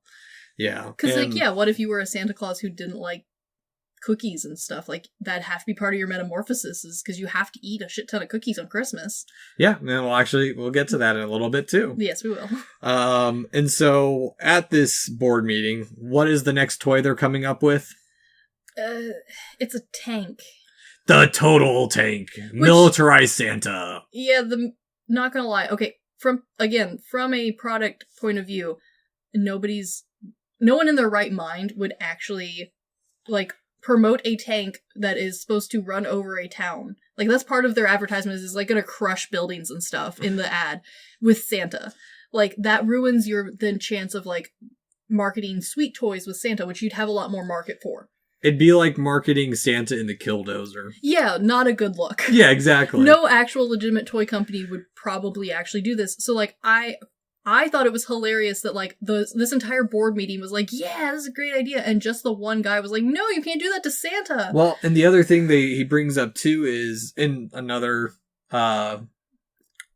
jab at the toy industry, is that it's like, he mentions that, oh, there's going to be all these all these little parts, it's going to break, you're going to have to buy replacements, and that's their whole strategy. Yes, which, to be fair, like, a full functioning robotic tank is going to have lots of parts. Yeah. But, like, I do think it's funny that, like, clearly whoever wrote this part of the script did a little bit of, like, research into, like, what it's like to have these meetings on, like, toy design. Yeah. Because this is something that, like, I remember having to sit down and, like, work with people through, where it was like, well, it's going to do this and this, and someone else would be like, well, no, I can't do that because the packaging's not going to work, the advertisement part's not going to work, or, like, someone else would be like, that's going to break too quickly. Yeah. You don't want it to break too quickly. You want it to break at a right time. Yeah. Or if you want it to be, like, an heirloom toy, well, then that's a different marketing group. Yeah. So, like, this is somewhat realistic, but I like how they skewed this realistic board meeting to be so Santa-focused that now, to the normal non-toy making person, they're like, oh, well, it's just because he's obsessed with Santa. Yeah. And so, like, it's a nice overlay of realism and Santa. And the curse of Santa is slowly changing his mind. I think so, yeah. Yeah. Because, like, he was clearly a very good toy marketing person. He knew what he was doing. He knew how to look at the whole picture. Because his last toy was a bestseller. Yeah. Which, that's impressive. That's hard to do. They do it all for you, Dolly. Yeah, especially for a doll. Like, it's hard to have a best-selling doll. Which, now that I think about it, the name of the doll sounds like a sex doll. Yeah, that's why I said terrible name. but the idea of a doll that does all that is good. And so, like, I like how clearly the writers were really invested into Santa lore and, like, putting the details into this movie. The slogan for it, it'll do more for you than your pillow or your body pillow could ever do. It does more for you than Barbie. Oh, yes, I like that. But I actually, after watching all three of these, I wonder if this part was even like an influence on the second movie, because with the heavily, like, almost Nazi Santa and the quite literally goose-stepping tin soldiers. Yes. I think... Because he also references, here comes Santa on a Panzer. Yeah. Yeah, because it's the same writers for, I think all three of them. I think so. Yeah, I don't know. I don't know if I mean, there is a lot of detail in the second one. Yeah. I don't know if I would say that the depth of detail is quite the same. Yeah. There's a lot more sprinkles, I think, in the second one, but they're not quite as, like, Valley-esque sprinkles. It's more in your face. Yeah, it's very in your face. Yeah. And there's not a lot of, like, reading into it that you could do. Yeah. And so, like you mentioned, his boss says he needs to go see someone. But he's right. Like, dude, there's something wrong. Yeah, you need to see a doctor, and he does, because his facial hair is now growing like crazy. Yeah, can't even shave it off. And he has a irregular heartbeat. Yeah, his doctor is not upset enough about his new health condition. No. Like, which is why I'm saying this is a curse, because his heart is beating to Christmas tunes. Yeah, that's a problem. Yeah. But also, I don't know, maybe that's how you live longer.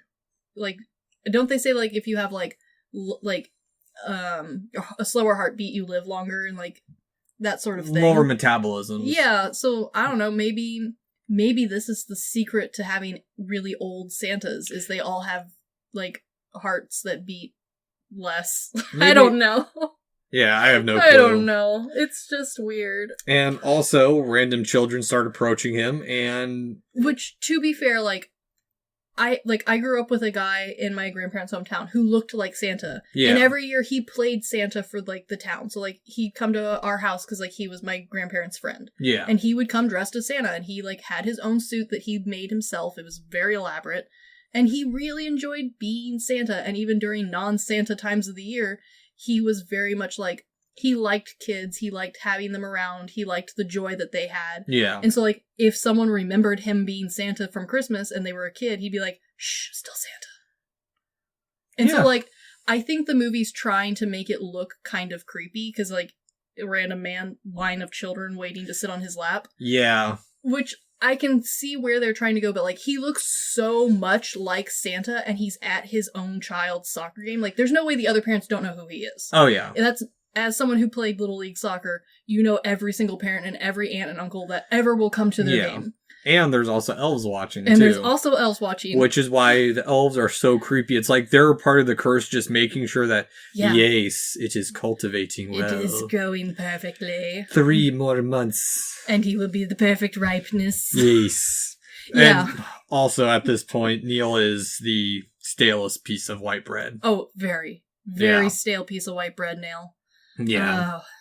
Like, it's almost to the point where, like, if you watch this movie enough, you could blame his metamorphosis on the fact that he can't help. Like, in his mind, he can't help Charlie. Yeah. Which, sure, is cute, but, like, really, dude, a kid loving Santa is what breaks you. There's more going on with there's the parents. Very much so. I think it starts off with supposed to you be thinking that, like, Neil and Laura are, like, the new happy, perfect couple. And, like, now you kind of wonder if Neil is kind of, like, not working out either. Yeah. Sort of thing. Yeah. And so, now the boxes start arriving. He goes up to shave. Yes, the boxes are hilarious to me. There's so many of them. I'll leave the door open. And as they're driving away, he's freaking out, which... That was a lot of trucks for that many boxes, though. Yeah. I feel like we could have done with one truck, but it wouldn't have had the impact. Oh, yeah. And honestly, this is probably, like, we talk about lame superpowers. I love lame superpowers. This is Santa's lame superpower, to be able to look at people and know if they're on the naughty or nice list. Yes. Yeah, I love it. Not just people. Well, actually, we do learn it's all people. It's all people, yeah. Because he looks at Veronica, very naughty. In your dreams, sleigh boy. Yeah. But yeah. Fantastic example of a useless superpower. Yeah, and this is the part where, like, the movie skips over. I get it, it's a Disney movie. Oh, very much so. Because now we're outside a lawyer's office. Yes. And Neil and the wife are discussing, ex-wife Laura are discussing, when they lost their beliefs in Santa. And, we find out Laura's was teenage years with a mystery date board game. Yeah. And we learned that Neil is even staler than we thought.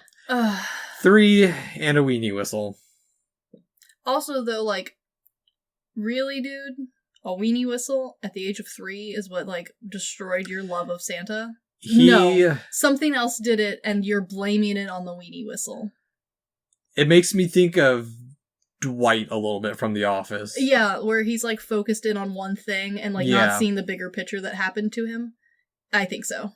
At 3, I was shunned for not saving the the reserve can of goose grease. Yes. Yeah. It's very, like, not as socially awkward, but kinda, in a different way. Yeah. Yeah. And at this point, we learn that Scott's losing his visitation rights. Which is very sad. It is very sad. But also, like, their grounds for him losing the visitation rights is that he's playing into his child's love of Santa. Yeah. Well, like, it's overindulging. Yeah, but he also only sees him apparently once a month. Something like that. Yeah, like, really? I know the movie's a Christmas movie, and, like, that's supposed to be playing into this whole, like, theme plus plot, but, like, really, we couldn't have thought of other things to, like, be like, oh, he's losing visitation rights because he clearly hasn't made any effort into providing a second home for his son. Yeah. Or, you know, he's not providing, adequate care. No, he's like, he gives him treats and lets him indulge his Santa wishes. Yeah. Like, really?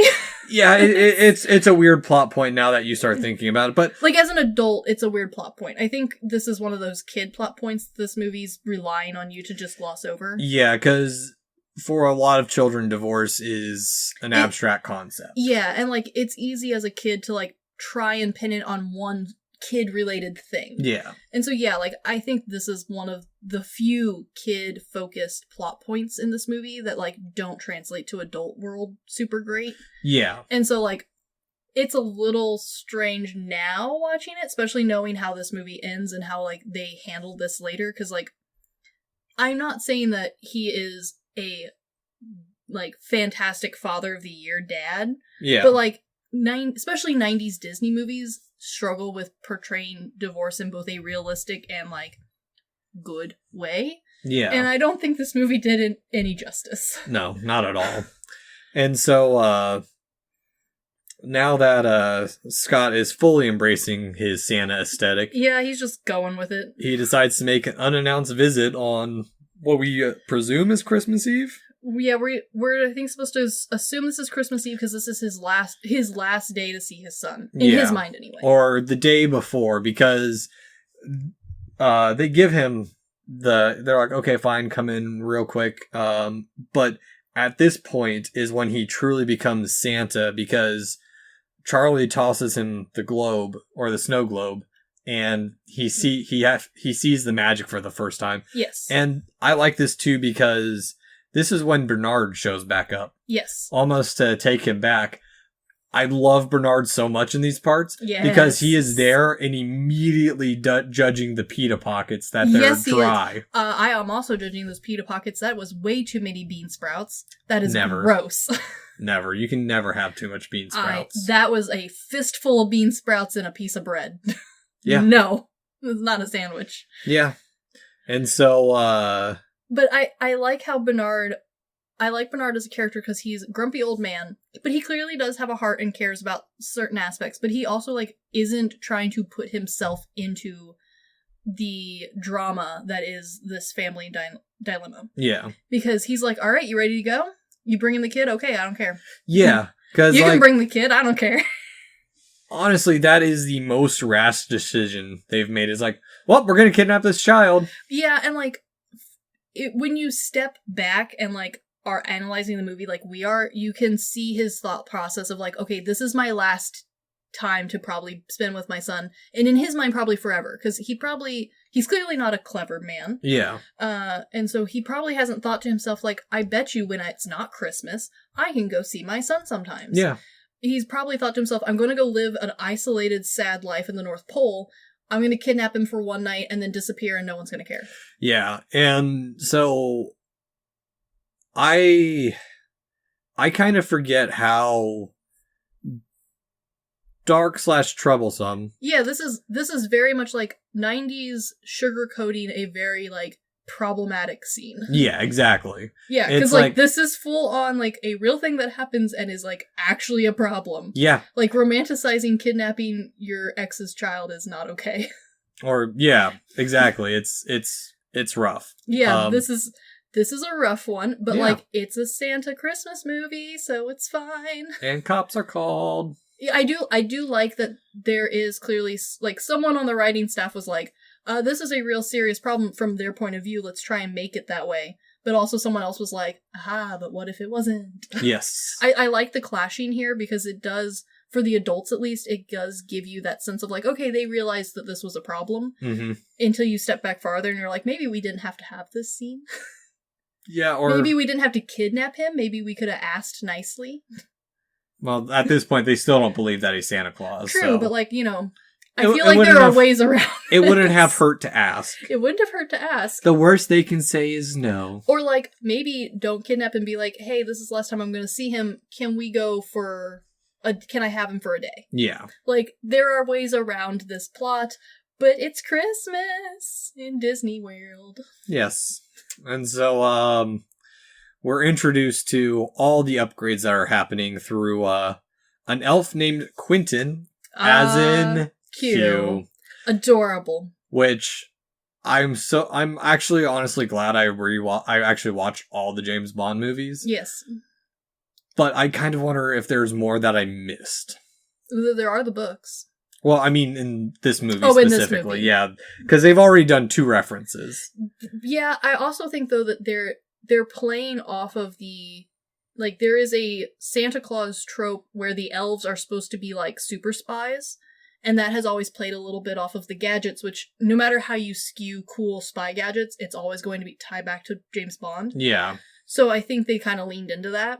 Okay. Because I think what this movie really is doing is instead of referencing other movies and other franchises, with the exception of Tim Allen's Tool Time thing, it's really referencing other Santa Claus tropes and lore that other movies have done. And so, like, the elves being a secret squad, that's, like, there's a whole movie about the elves being a secret squad. Yeah. Like, there's whole tropes about the elves being, like, crazy Q-level mastermind creators and, like, gadget makers. Yeah. Like, that's a whole thing. So I think that's probably what this movie was actually doing, and I don't think you missed a whole lot of James Bond references. Okay. And so, other thing, actually, there's probably one more that's coming up now that I think about it, but anywho. I mean, yeah. So, all this new tech is coming. There's a new fireproof suit. Thank you. Which... much needed. This whole time, Scott is bugging them, what happens if I fall off a roof? Yeah. Because that's how he killed the last Santa. He's got a fair point, though. Yeah, which, honestly, why are they thinking of this shit now? How big of a dick was the previous Santa? He really didn't want to be Santa. Yeah, didn't want to be Santa, or... Did not try. Was just... Yes. What if he's the Santa from Rudolph the Red-Nosed Reindeer? Who's just an asshole to everyone. Just an asshole to all of them. Yeah. I mean, yeah, maybe. I mean, this movie makes it clear that they think most other Santa movies are probably somewhat canon in a way. Yeah. So, like, yeah, there's probably been that Santa. That specific Santa. And now we have a montage of cops planning what to do while assaulting other Santas. Yeah, poor Santas. And police lineup of... A comedic police. It's a very comedic lineup of police Santas. And a dancing montage. Yes. Because you have to have one. I guess that was actually done in one take. Mm. And I think it was like a goof thing they did, but they liked it so much that they kept it. I like it too. Yeah, all right. It adds a nice little pacing to the movie because everyone's prepping. Yes. Because it's a nice cutting of that and what's happening with the family, and like it's building up the tension. Yes, I like it. Yeah. And so we're cutting down to the sleigh taking off because now it's doing a vertical takeoff. Yeah. I think one of the elves mentions that like a lot of these ideas are coming from Charlie. Yeah. Which like maybe lends me to the idea that like maybe elves are good at making things, but they're not very like imaginative. Yeah. And so like the fact that Charlie is an overly imaginative kid who has now spent a whole year fantasizing about the North Pole and how to make it better. Yeah. Like, maybe Charlie will inherit the Santa Claus trope and become the actual best Santa ever. I mean, I think that's what they're getting at. Yeah, I know. They definitely are. Yeah. So, also with this, we get like the little stuff of Charlie going over the upgrades, the gadgets, the hat with the like microphone and earpiece, the hot cocoa dispenser, and the cookie dispenser. I mean, that's also very good. Which honestly, probably a CD player would have been nice for Santa. Well, I mean, he's got the headset, so maybe they can just stream him Christmas tunes. Maybe. And we meet the little girl from the year before who is still the sweetest character in this goddamn movie. She is so innocent. And Santa tries the milk and he's like, it's a bit sour. And she goes, it's soy milk because you're lactose intolerant.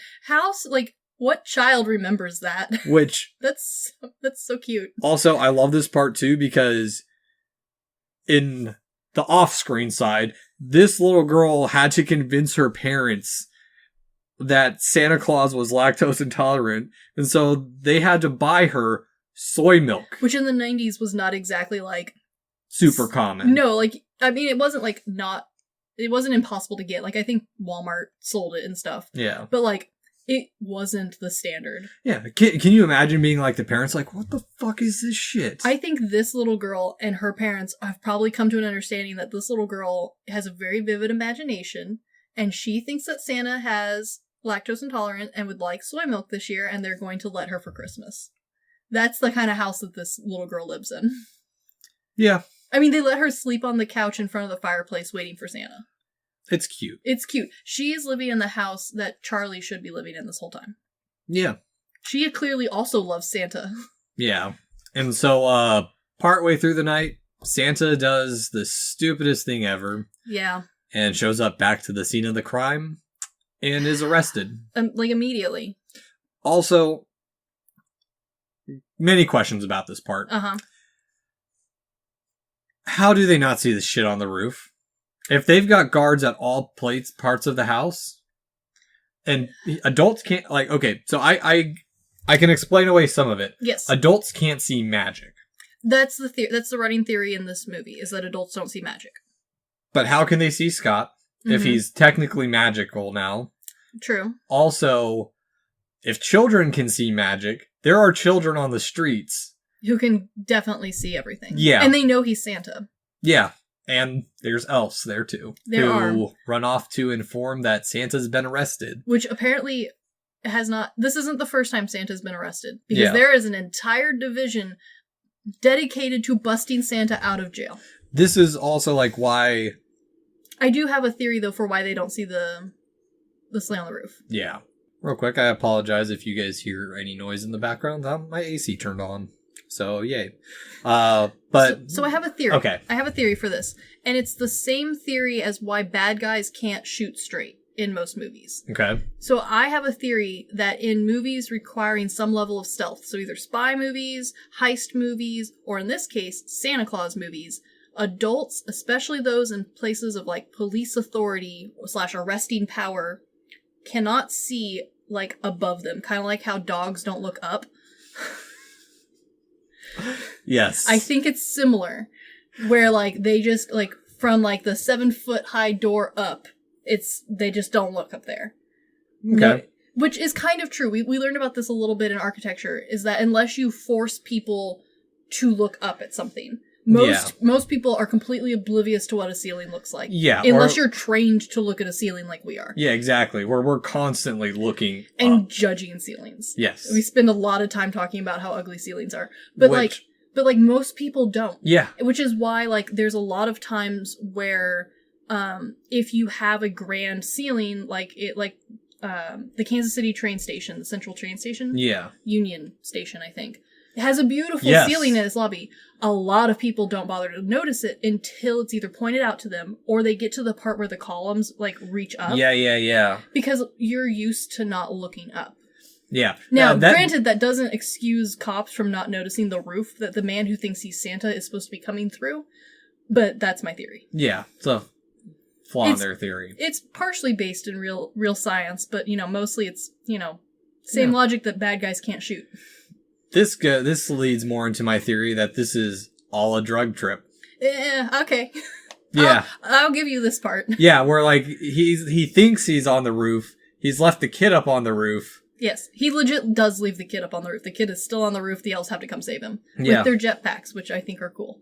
Yes. I also like that they deploy the ELFS. Effective Liberating Flight Squad. Again, an entire squad of elves dedicated to busting Santa out of jail, which means Santa gets arrested frequently.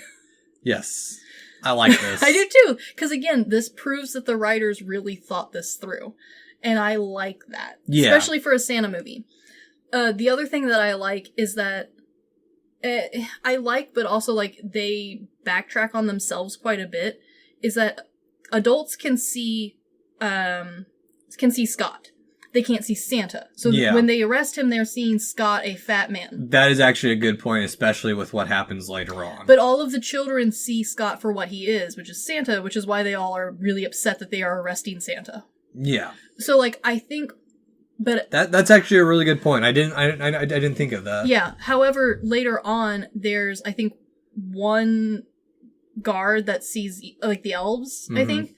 And he, like, spills his coffee on himself looking at them. So I think what the movie should have stated is that there is Christmas magic. And all children are born with Christmas magic in their hearts. And as you grow older, it's easy to lose. Yeah. So the guy who sees the elves, like, he clearly can see elves. Which everyone else apparently can't see the elves. Because the elves are everywhere. Well, even the guy in the prison can. Yeah, but like... Well, okay, because here's the thing on that. I don't think the elves are necessarily magical. Because as we know, as they've explained in the lore, is that Santa's the magical being. When he's gone, the elves are unemployed. The elves will still be there. But they're just... Okay. So maybe, like, elf magic is a thing they can't see, but they can see elves. Yeah, exactly. Okay, so maybe what the police officer thought he saw, because it's made pretty clear that elves to adults are just children. Yeah. So maybe he just sees jetpacking children. Yeah. Okay, alright, I'll take it. Because they show up with Charlie Calvin, and they bust him out of jail. Bust him out of jail with with some top-notch gadgets. It's like Ghostbusters, but with ribbons and glitter. It's so cute. I love it. Yeah, the tinsel is like apparently like wire that can cut through steel. Yeah. Which, adorable. I love it. Why not? Yep. Elf magic. Yeah. And so they bust Santa out, which before, I love this part too. He's just pissing the cops off so much. But also, we've reached a part in the movie where I genuinely like this movie. Yeah. Because he has moved from being asshole Scott and having the need to lie to his employees, the need to lie to his son, to bitch to his ex-wife and to Neil, and moved into like, yeah, I still don't like Neil. Like, he makes it clear that even as Santa, he doesn't like Neil. But he's not a dick anymore.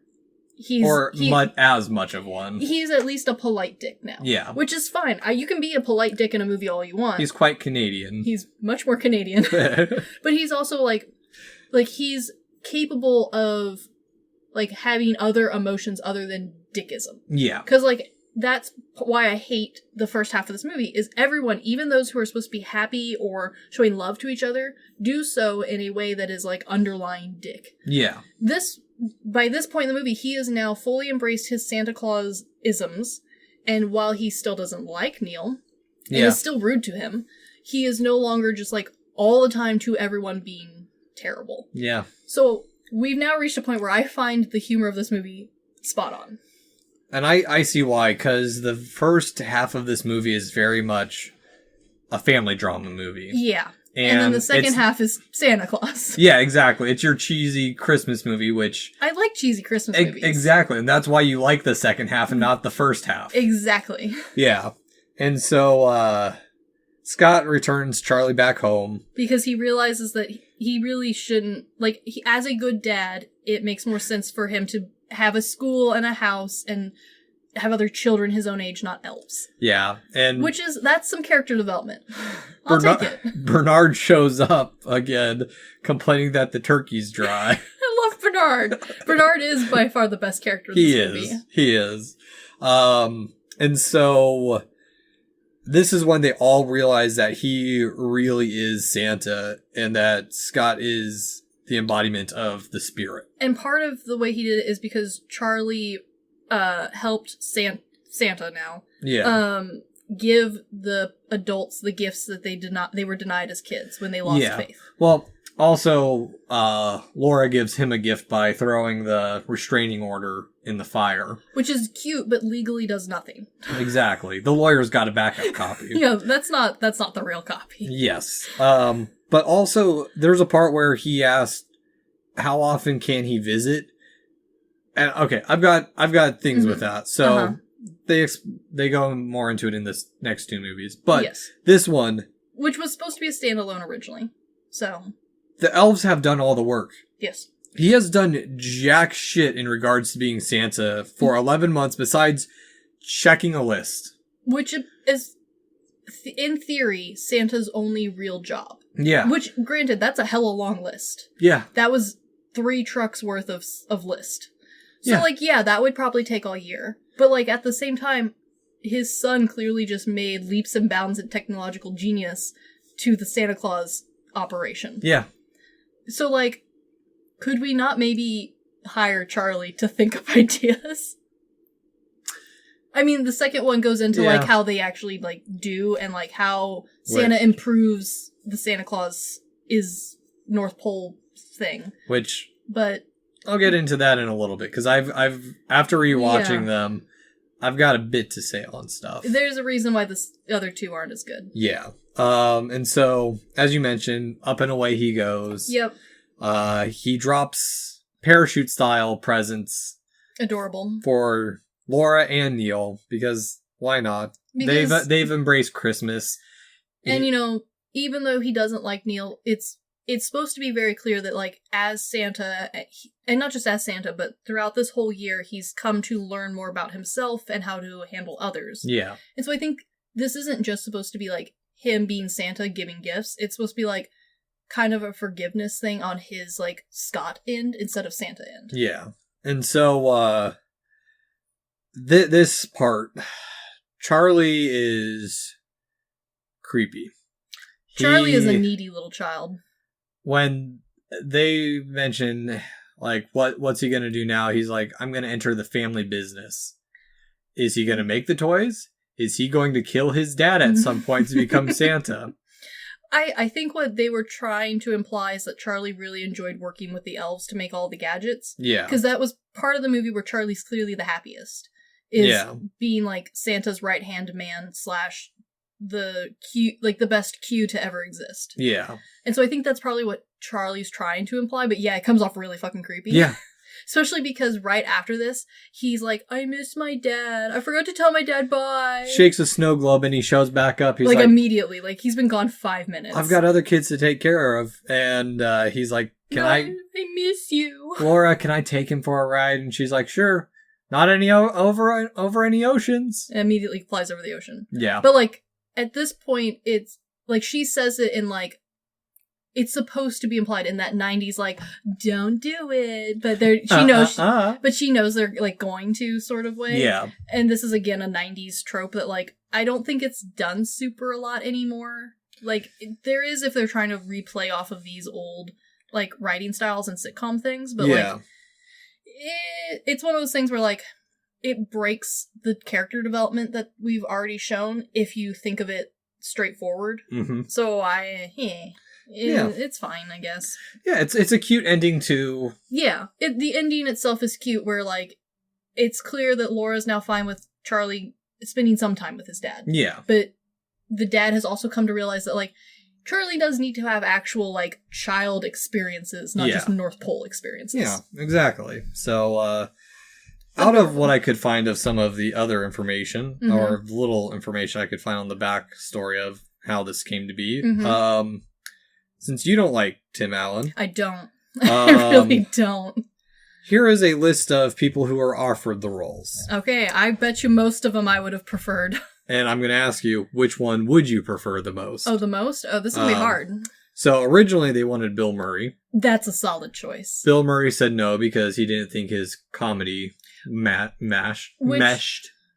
Which I appreciate because I love Bill Murray. Yep. But I agree with Bill Murray that the reason why Bill Murray's Disney characters are very specific is because he has very specific humor that is not normally Disney friendly. Yes. Like, he knows when to pull it back and be a genuinely Santa Claus good person.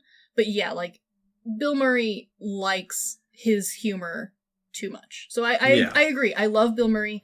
Probably not the perfect choice. No. All right. Well, quick round here. Mm-hmm. Chevy Chase. I like, but no. Robin Williams. Would have been great. Tom Hanks. I hate Tom Hanks.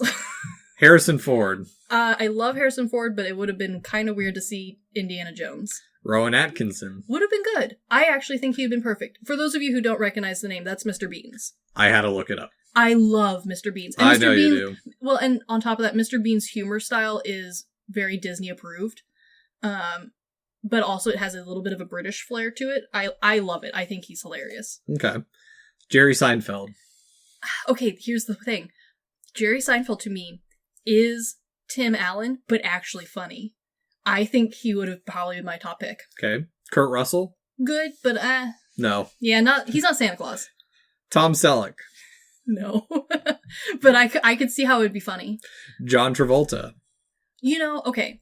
My gut instinct is no, but I've recently been watching more of the stuff he's in, and I think that he has been he himself typecast himself as John Travolta, but much like how we've learned with Nick Cage, I think he's capable of doing more. Yes. I don't think this would have been his breakout role, though. Michael Myers. Ooh, could have been good. That's a potential. Completely different style, but yeah, maybe. More slapstick. Yeah, definitely. Michael Keaton. Yeah.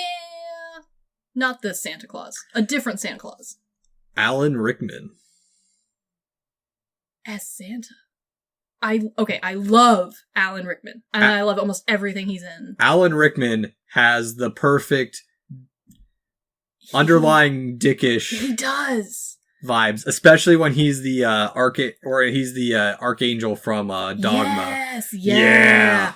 Okay, and the other thing about Alan Rickman that he proved, not just like showed he could, but proved to us time and time again, is that he is an incredibly fluid actor at becoming whatever role. Galaxy Quest. Exactly. Yeah. Exactly. My favorite part is like he's so strong even though like his makeup's falling off the side of his head. Yes. I honestly think Alan Rickman could have done a fantastic job. Yeah. But I think Seinfeld's probably still holding out as my top pick. Patrick Swayze. Ooh, would have been fun. I could not see him. I think the first half of the movie, the Santa Claus half of the movie would have been a little weird. Yeah. Mel Gibson. Mel Gibson can play a real good dick dad. He's really good at playing like that, just like uncomfortable dad vibes. I don't know if the Santa would have been Santa-y enough. Arnold Schwarzenegger. I think he, like acting wise, is capable of doing both roles really well, but that accent would have been his one downfall. And he can't.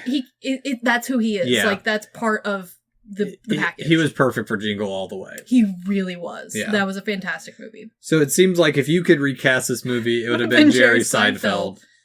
Yeah, actually, that would have been my perfect cast for this movie. Everyone else stay the same, just add Jerry Seinfeld. See, for me, I thought Tim Allen was perfect for this movie. And I think a lot of people also felt the same way. Yeah. My only complaint about this movie is Tim Allen, and that is because I don't like Tim Allen. Yeah. Well, and that's fine. Like, that's just who I am, and that's my preference. And I get that too. I mean, everyone has actors or actresses they don't like. Like, I hate Ron Perlman's face. That's fair. But he is a terrific actor. Yes. And I can get over his face. Yeah, especially when he wears a lot of makeup. Well, just almost everything I've seen him in, he's been good. Yeah, he does a great job, but like, yeah, I can understand like where you're coming from. Yeah. Yeah. Like I definitely know some people who like, minus the Harry Potter films, mostly because I don't think those people wanted to be part of the Harry Potter vibe when we were kids, because that was a thing. And you had to like be full in it or like totally against it. Yeah. I have friends who still cannot stand like Daniel Radcliffe in anything he does. They're just like, nope, he's not funny to me. He's not my flavor at all. They don't like him. Yeah, and I think like that's fair. He's definitely a style. Yeah, I think we definitely saw that with what's his name? The guy who played Kylo Ren. Oh, yeah. There's people who love him, and there's a lot of people who don't like his style of acting. Well, I think because most people were exposed to him as Kylo Ren, I started seeing him in other stuff after that. Yeah, Kylo Ren was not his best role. He is one of the most diverse actors I've seen in a long time. He is so damn good in Marriage Story. Yeah, he is. Yeah. But yeah, I can see how people would not like his style of acting, his style of showing expressions, and how he changes roles. Yeah. And yeah, that's a fair point. Yeah. And I think people have the same problem with our beloved Nick Cage. Yes, exactly. Yeah. So. Yeah. Yeah. Tim Allen is my Nick Cage. Except he's not as diverse. Exactly. Yeah. So, just to kind of somewhat briefly talk over the other two, because... There's not a lot to go over. Well, there is, but there isn't, just because... They're very hollow movies. They are, which part of what I thought made the first one so magical is that they didn't go in depth into the North Pole. We got glimpses. We got but detailed glimpses. Yeah. Which is perfect. Which this one, like when he's looking over the cityscape and he's like, there's a polar bear directing traffic. And like you just see like this dark city skyline underneath the ice. Whereas all the other ones are so bright, cheerful, and... They very much change the North Pole. Yeah. And like even the toy room that we're introduced to, I don't think really gets the same like revive. No. They very much change it into very much a factory production instead of a craft room. Yeah, and then they also try to bring in one of the other, like, Santa Claus tropes that, like, this Santa Claus movie leaned away with and went more towards the candy, sugar canes, and, like, toy train Santa style, which is also a Santa style. But the other one that I think the other two tried to lean into is the, like, gold and, like, oak wood and, like, the cherry and walnut mixed with high tech. Mixed with high tech, with, like, the giant globe showing all of the children and plotting the path of Santa. Charlie's influences run deep. Yeah, and, like, that is a Santa style. And there's plenty of movies that do that style really well. Mm-hmm. But I think a lot of people liked that this movie went with a almost generic Santa. Yeah. And every time someone threw in, like, a what if Santa, like, what about the other Santa? This movie was like, well, yeah, of course, that's in there too. Yeah. And they didn't explain everything away, but they also didn't, like, fully explain the bits they did. They were just like, well, a chimney magically appears. And that was good enough. And they kept adding, like, just elements that just didn't, like, they were interesting, like having the council of, like, mythical holiday beings. Yeah. Like, that was nice, but like, also not needed. Yeah, it just, it distracted. Like, okay, the second one, there's the Mrs. Claus. Which... That's cute. That's cute. Because, like, yeah, by the end of this movie, that is a legitimate thought that a lot of people had. Was like, okay, but, like, there's supposed to be a Mrs. Claus. Yeah. With the exception of Rudolph, most of Santa lore is taken care of in this movie. Yeah. And we kind of get the Rudolph because all the reindeer are labeled, and we can just assume that Rudolph's not here today. Yeah, and, like, the second one's fine. I wasn't a fan of Chet, the reindeer. No, same. And then just the third one goes off the rail, and they pull a Shrek 4. They do pull a Shrek 4 real hard on the third one, and most people, the third one is the breaking point. I think most people completely skip the third one, and that's fair. I think if you are looking to, like, ABC style 12 Days of Christmas binge some movies, the second one's not a bad watch. Yeah. You're not going to have the same level of depth and detail that you'll get with this one, but I think most people don't watch Christmas movies like you and I do. No. I think most people put them on, enjoy them in the background, and maybe the, like, special ones in their heart they actually watch. Yeah. I think the second one's a perfect one to put on while you're making dinner. Yeah. Listen to it in the background. The third one, if you're real bored, or if you're like you and bought the 3-pack... Then, you've already got it. Why not? Yeah, well, I bought the 3-pack because we were originally going to do all 3 of them. But, like, I think the 3-pack is also, like, the generic way it comes nowadays. Is like, it comes with all 3 movies. It's real easy to get. I think that's the version that Walmart sells. Yeah. So, like, if you have all 3, I mean, the third one will entertain a small kid. Yeah. So, yeah, put it on. But the first one, I do actually recommend actually watching. Yeah. Watch it with actual intent, actually, like, look at the details, take time to think about what the characters are saying, because this movie was actually really well written. Yeah, and well executed all around. It really was. Again, my only complaint about this movie is Tim Allen. Yeah. And that's a me thing. Yeah, He actually did a good job. He played his role perfectly. I just don't like his stupid face. I get it. Yeah, I don't know. It's... For me, this one is it's like how Rudolph is for you. Exactly. I look at it with very rose-tinted glasses. Yeah.